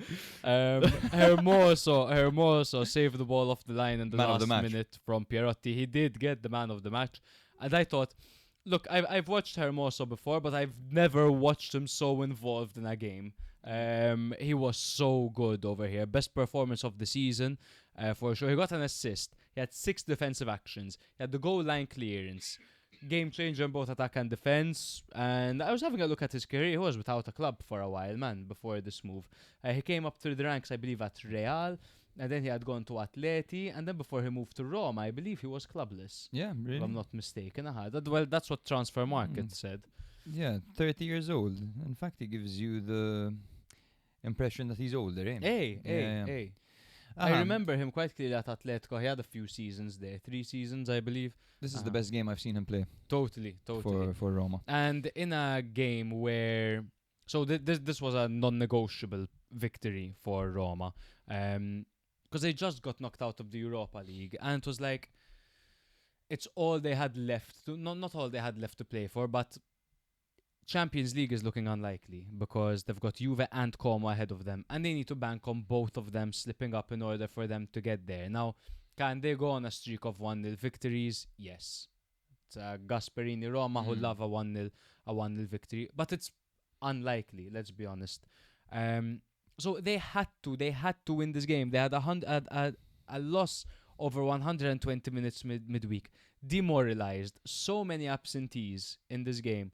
But they needed a victory. They needed to put that all behind them, and they needed to beat a Lecce who have been on quite good form. They have like 3 wins in their last 10 games. Yeah. And they're fighting for survival. Exactly. Yes, they have to beat a team that will. They won't go down without a fight until the very end, and that's what we saw. In fact, I thought that Lecce looked threatening from set pieces, Totally. and they could have definitely got the ball over the line. Was that Pierotti, man, with that header? It was Pierotti. How powerful! Yeah. That header had so much power behind it. That's the one Hermoso cleared off the line, right? Exactly. Yeah, that was wild. But they were really threatening Lecce, but Roma did well to maintain that 1-0 victory. Of course, Robinho Vaz got his goal. Pellegrini created these are the mixed performances now. Pellegrini is looking better. 4 chances created, 3 out of 6 crosses accurate, but inconsistent passing in the middle of the pitch. He tries to progress the ball, but so many misplaced passes. But he is that player that tries to play the ball forward and find Malin, you know. Yes, and same as Pizzilli. Pizzilli, I think Pizzilli had he tried too much to always do something inventive. But I'm game. sure that's an instruction. It has to be. You have such a rigid system, okay? With so many, you have Mancini, Indica, Hermoso, protected by Elainawi and Cristante. Your wing backs are Rensch and Tsimikas. Pizzilli and Pellegrini are encouraged to literally be as expressive as they possibly can to feed Malin. Yeah, right. Exactly. That's the role here. Totally agreed. A shout out. Sorry. Making my debut watching live tonight. MKHI4G4V. Is that Mike? Mike, is that you? Hey. Matthias, is that that's Matthias for sure. That's has Matthias. to be Matthias, legend. His surname How's it starts going? with a K. I can't pronounce it. Yeah. But yeah, hi. Not much more to add on Roma. I think I don't want to say their season is over because there's still the fight for top 4. Of course. And, if they remain consistent, it's not in their hands, but the best that they can do is remain consistent. Can you pull up the remaining fixtures, please? Let's just have a look at that. Of course. Their remaining fixtures are actually easier than Juve's, if I'm not mistaken. So they've got Inter, Pisa, Atalanta, Bologna, Fiorentina, Parma, Lazio, and Hellas. I mean, no easy fixtures. No easy fixtures whatsoever. I mean, you look at Juve as well. Juve have Genoa, Atalanta, Bologna, Milan, Hellas, Lecce, Fiorentina, and Torino. I mean, easier. It is easier. It is a bit easier because when you have someone like Torino on there, those mid-table Torino and Genoa can't go up, can't go down. Exactly. Is there Parma as well? They do not, because Parma are getting destroyed by everyone at the moment. So I had a point to make. If only they had brought in Malin in the summer, man. I think that would have changed the game for them. But hopefully they can go into next season with the right players. I think they need a few midfielders. But this was a couple of one wing back on opposite Wesley's side. Yeah. But I think this was what they needed. They just got knocked out of the Europa League. They need the victory. They got it. They maintain 6th place on 54 points. Atalanta are 4 points behind them. Como and Juve, they're level on points with Juve, and Como are 3 points ahead of them. It's possible. It's within touching distance. Just 2 slip-ups is a lot to ask for at this stage of the season. Lecce, because Cremonese won their game, are back in the relegation zone, 27 points in 18th place, but level on points with Cremonese. Yeah, bingo, bro. So Atalanta played Hellas Verona, and they beat them 1-0 thanks to a deflected strike from Zappa Costa. Death taxes and Zappa Costa scoring every Serie A season.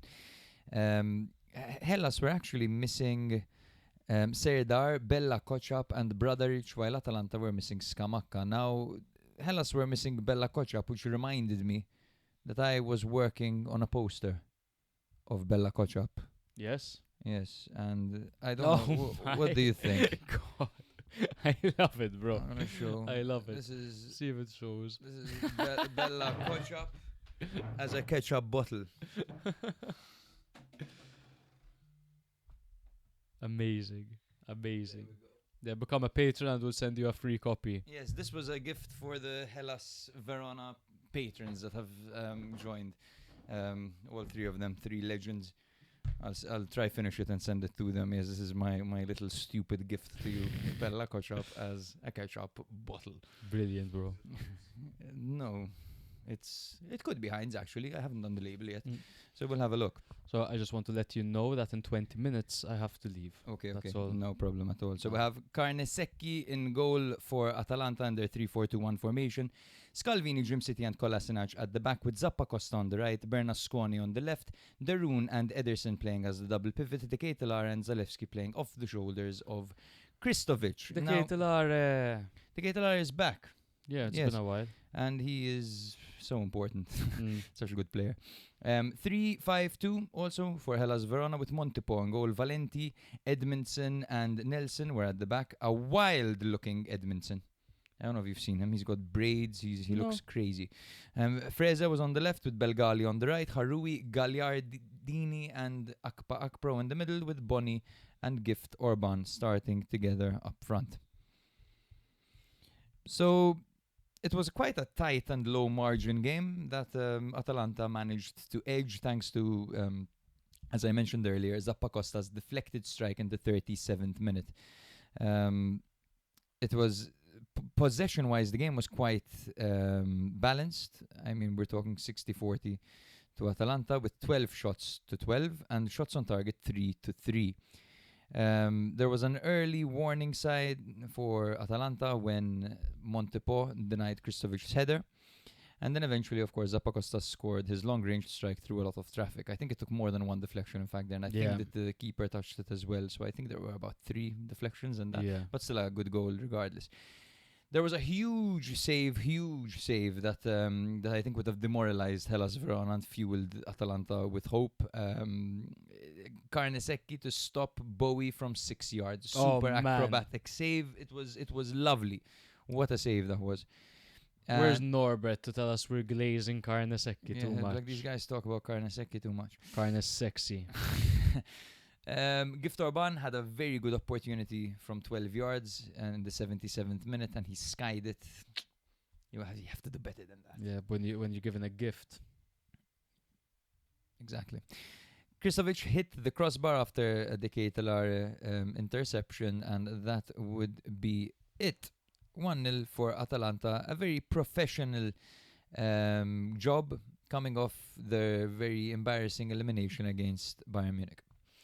Very similar talking points that I have for the ones that I had for Roma. I Yes. mean, they're still in the Coppa Italia, which is something that they can potentially aim to achieve this season. And I believe they're 0-0 to Lazio, and they have the second leg remaining. Yes, I'll double I check. believe- that, I'm yes. quite I'm pretty certain. sure. I mean, there's still the chance for them to get European football. We'll wait to see what happens in the Coppa Italia, because 7th place can potentially get them Conference League. 2-2 they are on aggregate. 2-2 Yes, of course. There were, let me tell you exactly. Yes, Della Bashiru and Dia for Lazio, and Pasalic and Musa for Atalanta. Damn. No, very similar talking points. I think they're also getting a few players back from injury. It's good to see CDK back as well. But this is the repair stage of the season for Atalanta. I think Palladino's clearly the man for the job. I don't know how long his contract is, but they need to ensure that he stays on for as long as possible. I think for the Atalanta project, he's a perfect fit because he's a versatile manager who plays a very balanced style of football and can get the best out of his players. Absolutely. This is someone that has launched the career of so many players at Monza, man. It's true. No, he's a great fit. And someone who's tactically able as well, who can really Mhm. adapt to the opponent, unless they are the German giants Bayern Munich. Exactly. Big day for Darun, this one. Club record 436 appearances. He represents the people. They love him. He represents Atalanta. He is Mr. Atalanta himself. Yeah, absolutely. And I mean, the first name on the team sheet for the past, for however long we've had the podcast, for sure, and many years after that. Very likable character as well. If you follow him on social media, he's hilarious. He was on a podcast or did an interview recently that I want to listen to with Marco. Really? From IFTV. I think I saw a clip. I saw a clip where he of was it. talking about being funny online. Exactly. I want to watch the rest of that. We talked about De Ketelaere coming back and looking good. He looked really sharp physically and mentally. He pressed really well. In fact, it led to the Kristovic goal, and he positioned himself between the lines, kind of like Fofana does at Milan. He was a transition instigator kind of player, and he did very, very well. Verona were direct, two bro. up top at Milan. He could do something. De Ketelaere. Yeah, maybe. I think Hellas Verona, man, their setup was direct. They had moments, they had chances, but it's just a problem of quality nowadays. I mean, that Orban miss is just frustrating. Belgali at one point had a slip that just drives you crazy. They play up to the level of their opponents, but they just can't get it over the line. And losing someone like Jovan halfway through the season would really hurt them. Suicide, bro. That is suicide. Yeah, and then you replace him with Bowie, who's never played in Italian football. You know, it's not exactly great. Yeah. So yes, let's go to the next one, bro. We can close this one off. Let me tell you exactly where they Atalanta stand. are in 7th on 50 points, whilst where are they, man? Who did they play, bro? Sorry. Verona are in 19th on 18 points, level on points with last placed Pisa. So I'm gonna do this game and then I'm gonna have to leave you. So I'll send you everything about the last game. It's okay. I know the Genoa. Yes. Bro, that game was mental. For the prediction series, call me. I call you. Call me. Okay. This is And gonna be just hilarious. leave me the games and I'll answer. Sorry, Okay. my cat had a sex change, by the way, guys. Yes. That's why I need to make sure he's not over licking himself. Honestly, because he has stitches now. They had to chop off his penis wide in his urethra. Did he snitch? Yep, he snitched. He's peeing now, which is great, though. Bologna 0, Lazio 2. This was the leapfrog. Lazio have overtaken Bologna because of this victory. Lazio once again had no fans in this game. Bologna started to gain some momentum again recently, but were leggy after their midweek 120-minute victory over Roma. Good choice, to be fair. They missed Skorupski, De Silvestri, Odgaard and Pobega, and they also had a heavily rotated side. Lazio have made it 3 wins in a row, beating Sassuolo, Milan and now Bologna. Here they missed Zaccagni, Rovella, Provedel, Cataldi and Gigot, with Sarri also suspended. Previous encounter between these two sides was a 1-1 draw in both Serie A and Coppa. 4-2-3-1 for Italiano's men, Ravaglia in goal, backline of Miranda, Hegem, Vitek and Zortea, Mora and Som in midfield, with Rowe, Orsolini and Bernardeschi playing behind Castro.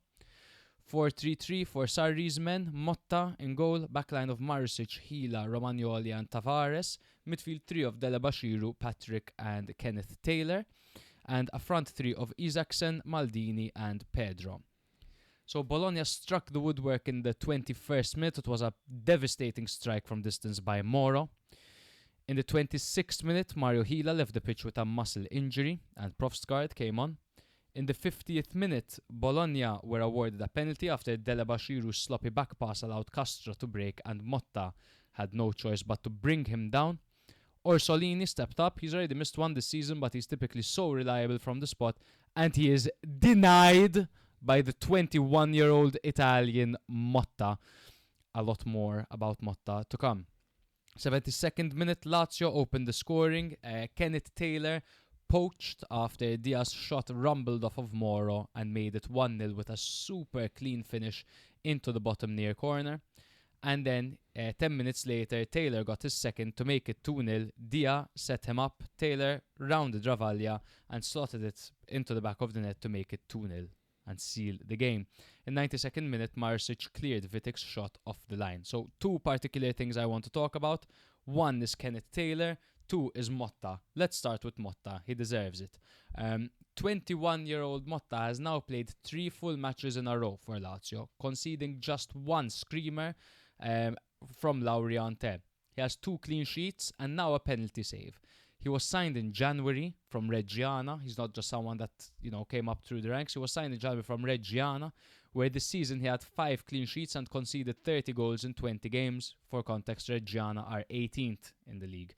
A youth product of ASD Soccer Spartera, Motta joined the youth academy of Juventus on the 9th of June 2016. He's making an impression, this guy, because he was quite quiet in, for example, the Milan game, but a mature performance. He did what he had to do, commanded his box well for a 21-year-old, a few good saves as well, and now this penalty save over Orsolini. Fantastic save. Fantastic really good save, and he's a very commanding goalkeeper. He stands at 6'4", I believe. He's looking good, man. He's confident. Yeah. Amazing. Good to see young goalkeepers like that, man, doing well. Last one we saw was Gigio Donnarumma, so it's always good to see generational talents when they're so young and so good at goalkeeping, man. Yeah. Also want to highlight Kenneth Taylor. He's growing, huh? Fantastic. He arrived and he looked like a player with quality, but this game so far, his PK, 2 goals. And he was highly sought after. Milan wanted him Yeah. for a while. And I remember someone in the chat was telling us that he's a good fit for Milan, controls tempo well, good passing, good box-to-box as well. Funnily, he had scored the winning penalty in the Coppa against Bologna, and now he came back to haunt them. But bro, 2 finishes of a very calm and composed nature, huh? Yeah, totally. Do you prefer him or Guendouzi? Different, eh? so different. Yeah, you can't ideally both, because I've heard this argument in the Lazio verse. Ideally both, exactly. Ideally both with Rovella between them. Exactly, Rovella, Taylor, Guendouzi. That would be gorgeous. Bologna in this game, they went... I also want to highlight Dia, because he came off the bench and contributed to both goals. Mm-hmm. It's funny because is he what Lazio need up front? Probably not, because he's had quite an ass season up until this point. He's been not the same since malaria. Yes, quite frankly. He's been invisible. Yeah. One of the side effects of malaria, invisibility. Bologna in this game, they went for patient build-up. Lazio, on the other hand, they sat deep with Patrick playing as a quasi-regista. They relied on the likes of Moro and Orsolini to create chances from distance, but they had few clear-cut chances aside from the penalty. Now, it's unlikely that either side makes a push for European football, but both are involved in cups. You have Bologna in the Europa League and Lazio in the Coppa. Can they make a push? Bologna play Villa. Lazio have their second leg against Atalanta, where the aggregate is 2-2. Nice, bro. I asked you a question. Did you Can they make a push? Can Bologna win the Europa League? They play Villa now, who are the toughest. It's the toughest task. Yeah, I mean, if they can get it over the line against Villa, which is going to be very tough, and I don't think they can do it personally. I don't think they can do it. Are Aston Villa still coached by Emery? Yes, right? Yes. That's a tough one. No, I think they're out next round. Yeah, I think so as well. Yeah. And I don't think Lazio win the Coppa either. I don't think Lazio win the Coppa either. I think Como win the Coppa, bro. It's not a bad shout, to be honest with you. Money on it. Uh-huh. Yeah, but anyway, this was a game for bragging rights more than anything. Stuck in 9th and 8th, these teams. Lazio now in 8th on 43 points. Bologna in 9th on 42 points. I do just want to say that Atalanta and Lazio are really turning their seasons around. It's almost too little too late for them to do anything serious and to break into Europe, but both managers are doing a great job. Yes, and we'll see if, especially Italiano, if he remains next season. Exactly. Because he's definitely gaining interest. Yeah. So yes, while Matthew leaves, I will carry on the show alone. Salam. Salam ciao, alaikum. ciao. Ciao, guys. Have a good one. Thank you. So the game I will be monologuing right now is Parma 0, Cremonese 2, and this is a classic Giampaolo masterclass, right? Parma were missing Almqvist, they were missing friggin' Burnaby, they were missing Cremaschi, and Del Prato was suspended. As for Cremonese, they were missing Baschi Bicep and Bondo, who was suspended. Now, it's interesting to look at the system because Giampaolo didn't opt for a classic system where there's on paper a trequartista, but we did see Van de Putte, who Matt and I talked about last season and discussed him being a potential trequartista for Giampaolo. We did see him occupy those spaces, and when Vardy played him through, it was indeed in that situation. But anyway, let's get to the lineups. We had Suzuki in goal for Parma in a 3-4-3 formation, with Cercati, Troilo and Valenti at the back, Bricghi on the right, Valeri on the left, with Sorensen and Keita in the middle, Strefezza, Pellegrino and Ondrejka starting together up front. As for Cremonese, it was Audero on goal in their 4-4-2 formation, with Pezzella and Terracciano as the wing-backs, Luperto and Bianchetti as the centre-back pairing, with Van de Putte on the left, Zerbin on the right, Male and Grassi in the middle, with Bonazzoli and Sanabria starting up front. So Giampaolo made an immediate impact in this game, managing to get them over the line convincingly. 2-0. It had been a while since Cremonese actually won a game, and they finally won one convincingly. So the visitors had already shown attacking intent, with Van de Putte forcing an early save from Suzuki and Bonazzoli attempting an overhead kick that drifted over. Of course, when isn't Bonazzoli going to attempt an overhead kick? Bonazzoli even had a goal ruled out after Zerbin was offside in the build-up. Parma's best chance came from Pellegrino, who fired narrowly wide. The breakthrough came in the 54th minute. There was a poor Parma clearance that fell to Male, who unleashed a powerful first-time strike from around 20 meters out to score his first goal in Serie A since 2021. Giampaolo's substitutions paid off. Shortly after coming on, Vardy, yes, Jamie Vardy, produced a decisive assist, sliding the ball across for Van de Putte to run through the middle and finish past Suzuki for a 2-0 lead in the 68th minute.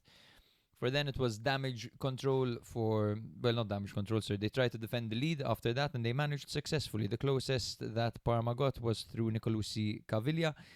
But Luperto made a vital block, to preserve the clean sheet. This was a very convincing display from Cremonese. I thought that they looked good. They looked like they have that new manager bounce, that new lease of life, and it will make the relegation race a little bit more interesting, to say the least. The previous Cremonese system has been abandoned, and there's this 4-4-2 shape that looks really solid, and it gives Cremonese this clear vertical structure and two forwards to stretch the back line if they do operate like this again. I thought they were very, very good. Parma lacked penetration.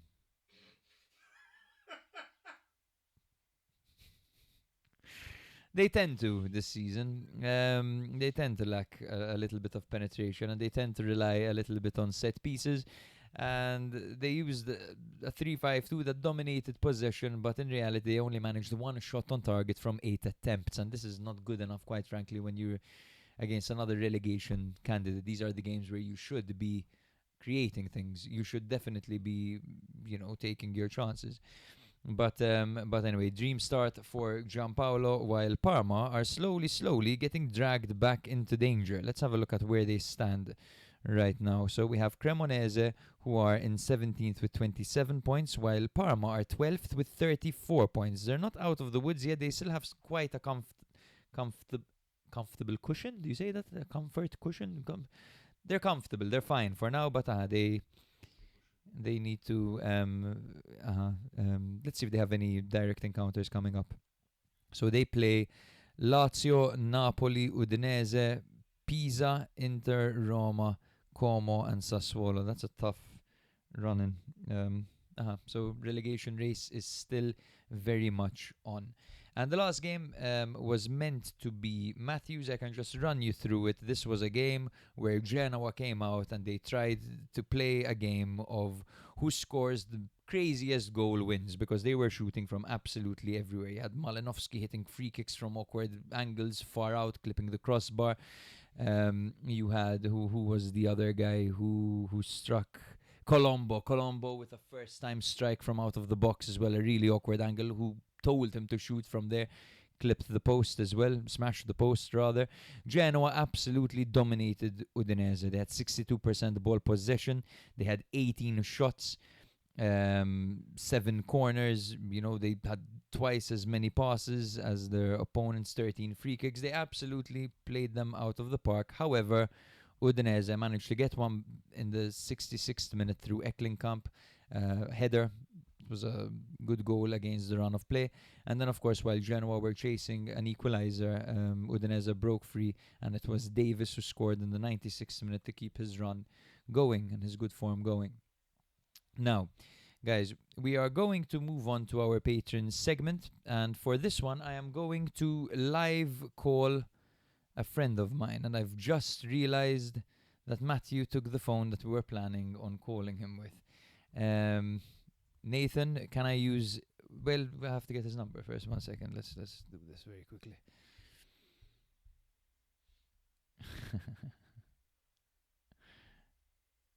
So...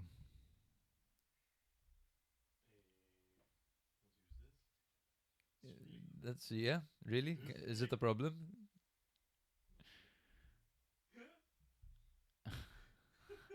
Okay, crap. I got logged out of... 1 sec. This is a... What's this? You need an update? No, I don't care. Okay, so let's find the number. 1 second. Sorry about this, guys.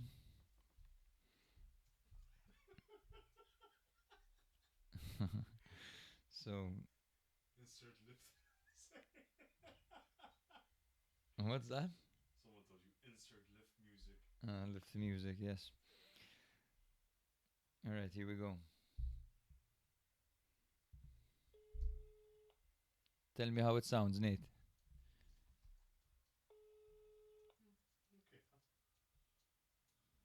Yeah?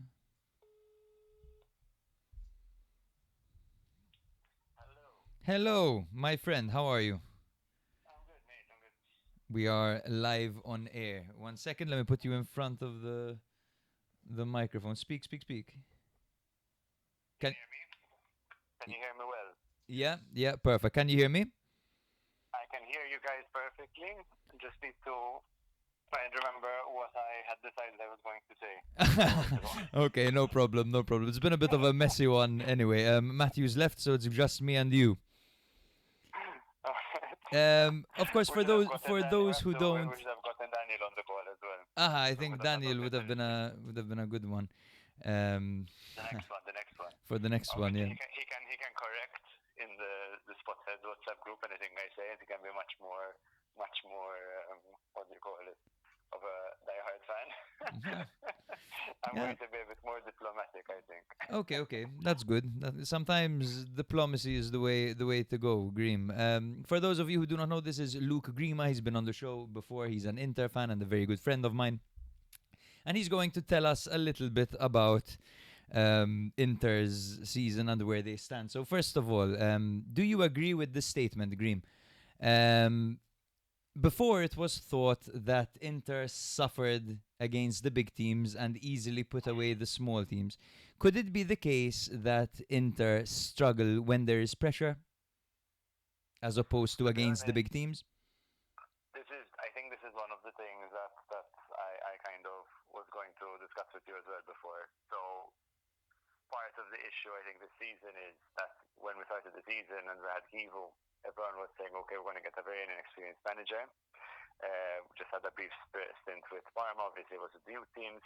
And I think the question marks were all around, listen, Inter have this new manager, we're just moving away from Inzaghi, are we going to be able to manage to do this? I think if we visited that off of the pre-season speculation, probably even you guys, they were just like, okay, maybe top 4. Yeah. And there was a lot more kind of hype around, I don't know, Juventus, Milan, especially Milan not having Europe this season, Napoli after that season. So I think overall, if you take pre-season expectations, this will actually happen this year, at least until a few weeks ago. It's been better than one would have thought overall. But now, yes, what you're saying is what I was going to point out at the end. That it is showing, I think, that this is one of his first high-level jobs.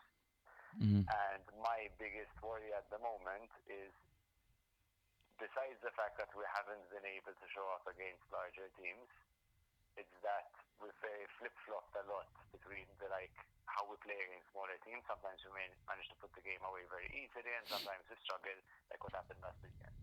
And I feel that both through the manager and also through the players that he's using, there might be a bit of an issue in the next few weeks if we drop points again and we end up coming much closer with Milan in points after only a game away, and even an easy game will never be an easy game. So actually this run-in, I think, is going to be full of pressure. Unless obviously we see some fuck up from Milan in the next few weeks. Which is very likely, but I think it might be the case that Milan and Inter both drop points going into the end of the season. And there's Napoli sneaking in, and Napoli, when the pressure mounts like this is when Conte usually thrives. He likes to take the charge from the back seat, right? Yep. So to be honest, now we're just speaking about 6 points between Inter and Milan, 7 points between on Napoli, 8 games to go. So yeah. Quite a lot of points still left to go, and honestly the run-in is not looking too great. I mean, now we have Roma up next. Obviously you guys have Napoli, so that's going to be at least where we might alleviate some pressure. If we manage to get a win, for example, and you guys come draw, would be a nice change of pace.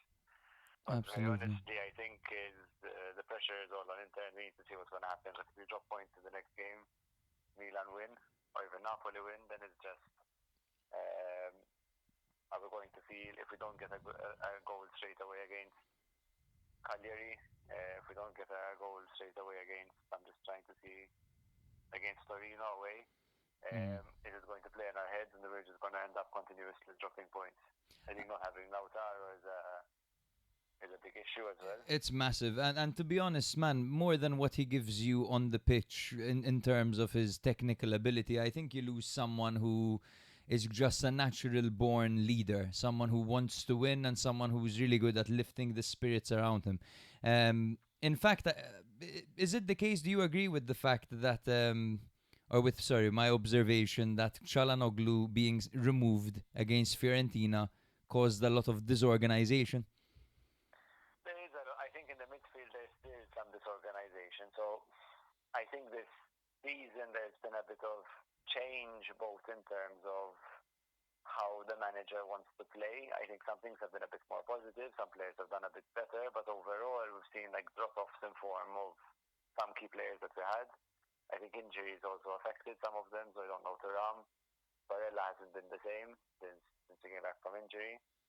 I think the one main thing that we still had going is obviously Bastoni, DeMarco doing very well on the right, the left, and Lautaro has been great. Obviously we've managed to get in some new younger talent. Dumfries has been a big issue, but yes, I think the midfield has been completely different, at least the last year, because we've been trying to shift away from Mkhitaryan. Obviously Sucic is still, I would say, not 100%. Zelensky obviously came in, and this year he's been playing, in my opinion, brilliantly, trying to fill that hole, but it's I think that was one of the main other issues that we had. Yeah, absolutely. If you were the coach, Green, would you bench Thuram and Sommer? Would I bench Sommer at this stage? No. Really? You actually wouldn't? Why not? I think I would continue to risk it at this stage. I mean, now we're going to see Martinez come in probably in the cup again. So I think what we'd see is in the next games probably with Silci Sommer on the pitch. Maybe Martinez coming against Como, depending on how both of them play in the next few games. Then we would see if we need to make a really big shift. I think the worry is that when you're looking at the pressure, and unless there's something very obvious where you say there's a massive gap, I don't know if you would take that risk at this stage of the season. But all you need is one small blunder, and Martinez is probably out. He'll be messed up in his head. Whereas Sommer might be able to default a bit more to some kind of autopilot. I know his confidence has been shot, he's not been performing as well. Bro, every team is shooting on sight against you. Every team. I genuinely don't know if I'd change the keeper. On the other hand, you mentioned who we dropped Thuram. Yes, no, Thuram on the other hand I would, because I feel that we can get more at this stage, out of starting Bonnie? Esposito and Bonnie. Yeah. And maybe bringing Thuram on later in the game, maybe that can help a bit, and also maybe shake him up to try a bit harder, especially if he comes on at a draw. But honestly, yes, that would be a change I would make. Okay. If you had to open a betting application right now, and you had to put money, a substantial amount of money, on someone to win the league, who are you putting it on?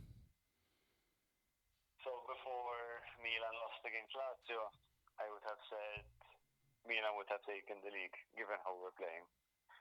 But at this stage, I'm still confident we can close it off, because I think that having the international break to reset and the gap that we have, which gives us a bit of leeway, and hopefully Kivo can manage to drive home some important motivation into these players. I think that they can still close it off. Yeah. So Yeah. I'm still very hopeful. I mean, all it takes at the end of the day is us just losing to Roma to change my mind. Yeah. That's how fine the margins are, of course. And no matter if a draw doesn't happen between Milan and Napoli, and you guys don't get maximum points against Roma, the pressure is on. Yep. That's it. And I genuinely don't know if that's something which is going to be a positive or a negative. Is it something that's going to be? Is it just going to really motivate them to try and play well and elevate them to a new level, or is it just going to kill them? Yeah. And we're going to end up not even coming in the top two. Mm. One last question for you, Greem. If you fail to win the league, and if you fail to win the Coppa Italia, do you think would you keep Kivu? It's a bit of a difficult question, because I feel that there are parts, given how the season is going, I think at this stage, unless there's someone who is clearly of a different caliber, who I don't know who will be able to attract, I would keep Kivu, for the simple reason that I'm worried that the management is now looking to do quite a big upheaval, and at least Kivu is showing the willingness to rotate in youngsters, try new things, and also potentially try shift the way we've been playing. Yeah. Where we've seen some quite good, obviously Bonnie was one of his recommendations, and I think he's been a great rotation. Obviously, Esposito too, right? Used to coach. Yeah. Sankovic was someone he also used to coach, Mhm. who we've confirmed that we're going to get in, and he's been playing very well with Fàbregas, so hopefully we'll be able to emulate that in Serie. I mean, same with Sucic. He came in, obviously, he started out very well. He hasn't been as proficient. So I think this is the new look that they're trying to go for. Obviously, the back three are going to have to. There's going to be significant change there. I think Akanji's been playing very well. We're probably going to get Pavlović back. I don't know if we manage to rotate him back into the squad. I don't know what's going to happen now that we get rid of De Vrij and Acerbi. But I think there's a lot of change that's going to go on. Yeah. And I think it would be good to not also have another managerial change, because at least there's some people in there that could form part of a bit of a project. And just give him the players he needs for his system. Because But I don't see it, Greem. I think if you don't win anything, he's out, huh? I think he will be, but I'm not sure. We'll see. Okay. Because I have no idea what the expectations were prior to the season starting. I don't think we'll ever know. I can't remember what the expectations were. No. Even if the ambition was top four, let's say the ambition was top four, and you had a 10-point lead at the top, I think the ambition changes at that point. The question is, who do you get at this stage? Do you risk saying we're going to? I mean, I don't know. It could be there's a trade-off where they say, listen, we want to try and keep some of these players, but some of these players don't want to work with Kivo. It could be some of these players want to work with Kivo, which helps the management decisions. There's a lot of things we don't know. So far, it seems that quite a few players have been saying that they enjoy his coaching and that they feel they are improving under him. So I don't know if that's something to consider. I mean, at the end of the day, we're owned by a hedge fund who wants to look for an exit. Yeah, they So want to. another thing to consider is, I mean, it's a relatively low-cost option. So even if they fired him and got someone else, it's not that big of a headache. Yeah, But yeah, and I think that might actually push them to do it if things don't go very well. But I'm sure Yeah. they would be inclined to keep him for the wages. What do you want? Do you want? I assume you want Kiva to succeed, right? He's very likable, and we've seen good things, to be honest, from Inter this season. Look, exactly. I mean, in general, if anyone's coaching it, I prefer if they succeed. But specifically with him, it seems that he has a very level-headed approach, pragmatic approach as well to coaching. Yes, he's not super experienced. I'm very worried that we weren't competitive at all in Europe. Not just Bodo Glimt, but any other opposition. I mean, let's put aside the Liverpool game and whatever controversy, but we're barely even competitive in any of the more difficult teams against any more of the higher level opposition. That is my main worry. With arguably, you could say, a better squad than we had last year, more depth. Obviously, not having Dumfries for a long time is very, and the thing with Luis Enrique hasn't been great, but that would be my only worry. I don't know if that is coming of not knowing how to handle this opposition, in stark contrast to Inzaghi, who was very meticulous and knew exactly how to exploit weaknesses.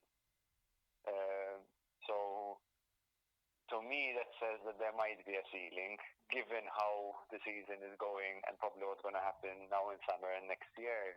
I would be inclined to keep him just to have more of a easier transition, and then moving into getting someone who can actually elevate the squad. Yeah, I think that would be ideal. Green, thank you very much for taking this call. Have you just been awaiting this phone call all evening? That's all I've been doing. I've been sitting by my phone, waiting for you to call, panicking.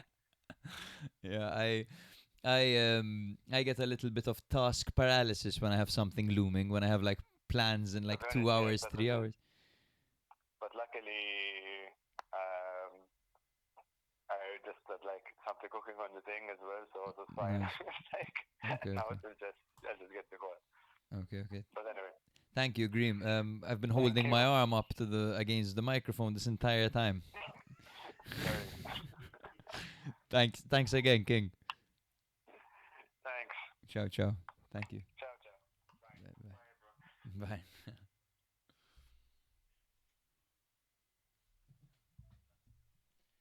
Now I have to call Matthew for the prediction series. You're gonna unlock it. Very good. Matthias dropped a lovely piece of information in the comments. He said over the last 5 to 6 seasons, 36 points have kept you from relegation, which means that technically, Parma are not out of the woods yet. Exactly. So you have Parma, Genoa, Torino, Cagliari, Fiorentina, Cremonese, Lecce, Verona, and Pisa, who are all mathematical contenders for relegation, of course. Yes. Do you have my brother's number on that, by any chance?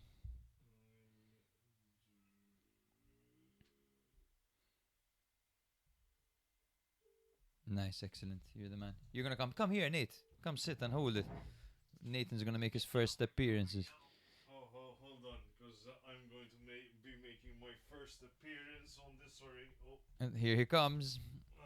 Trigger warning. Trigger warning. There you go. Shana. Yo, all good? All good. How are you? You got home? I got home. I put Parker's new. They have this new neck collar thing, and he's definitely still gonna manage to lick their private parts with it. But anyway. Okay. No problem, bro, whatsoever. Are you ready to do this? You're locked in? I guess. Nice. Yes. Very good. So, brother, as who starts, me or you normally? How do we do this? I think last week you started, so I'll start this time. Okay. We have Sassuolo, Cagliari. Immediately.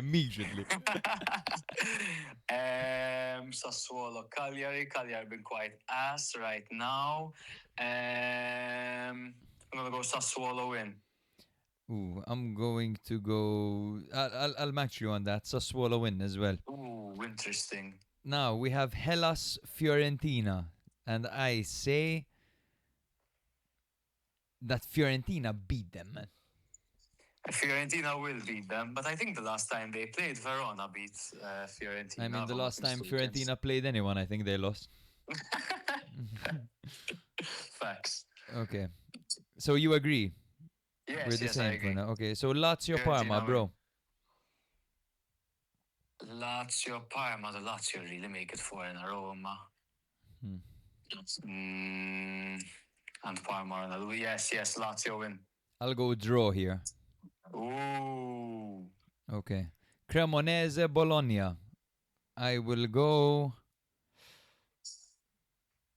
draw as well. Fuck it. Ooh, man. Do Bologna have midweek? Man, I don't think they have midweek. That's international break. No, but this comes after international break. Yeah, exactly. Okay. No, I understood you. Let me have a look. They might have. They might have midweek. No, but not before. It's okay, after. I'll It's go after. Bologna win. I'll go Bologna win. Okay. Now we have Pisa Torino. And you're up. Pisa Torino.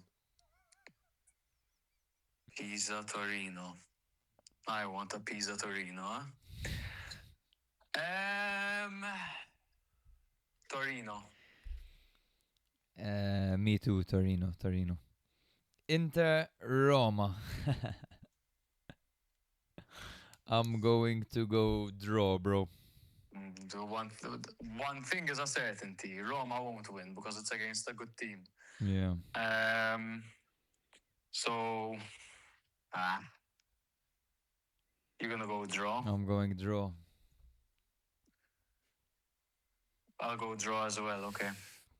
Copycat. Yeah, I was tempted to go for an Inter win there. Huh? I can change mine if you want. No. What? Udinese Como. Como. Lecce Atalanta.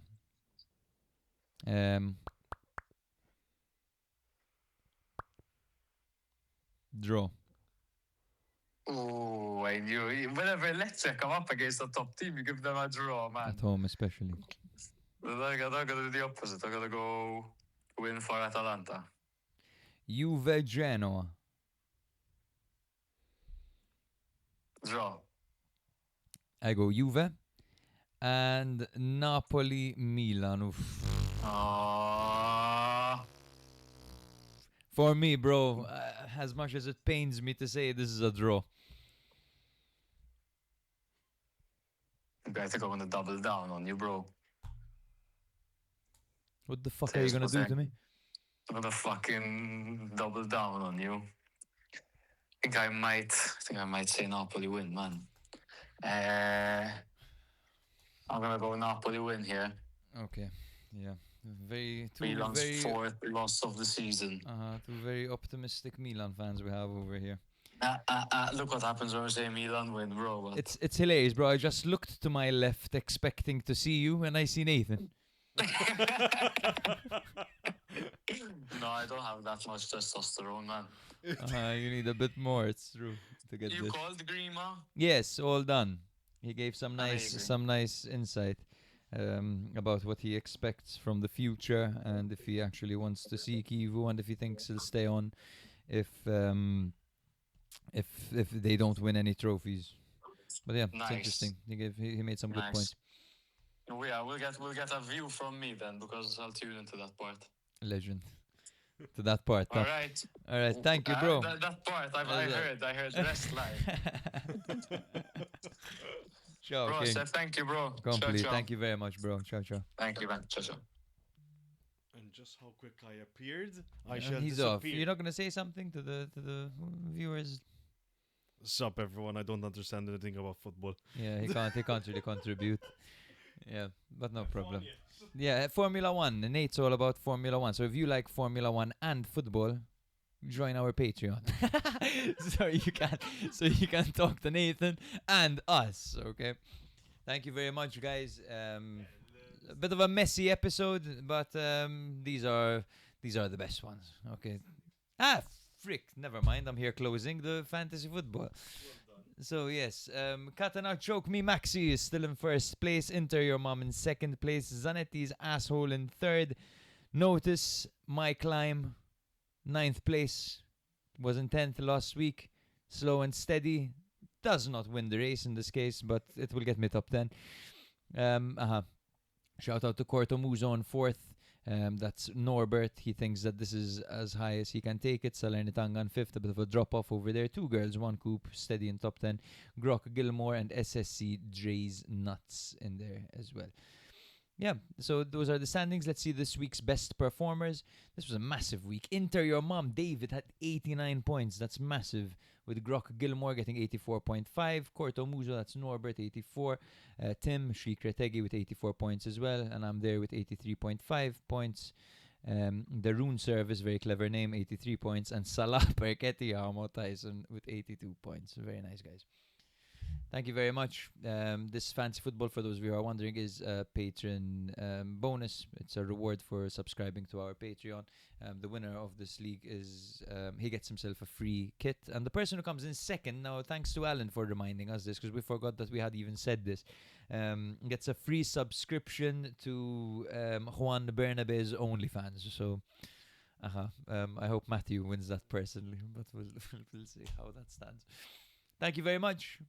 Have a lovely international break. Rest up. If you like Serie A or have ever liked it in the past, it's a good opportunity for you to listen once a week and you'll get filled in. In the football weekend, that's like the main dish. But then a few days later, you drop your episode and that's like the dessert. And the dessert is just perfect. It's good, the cake. It makes it feel like we're all sitting in a room together, just BSing with each other. The atmosphere is fantastic.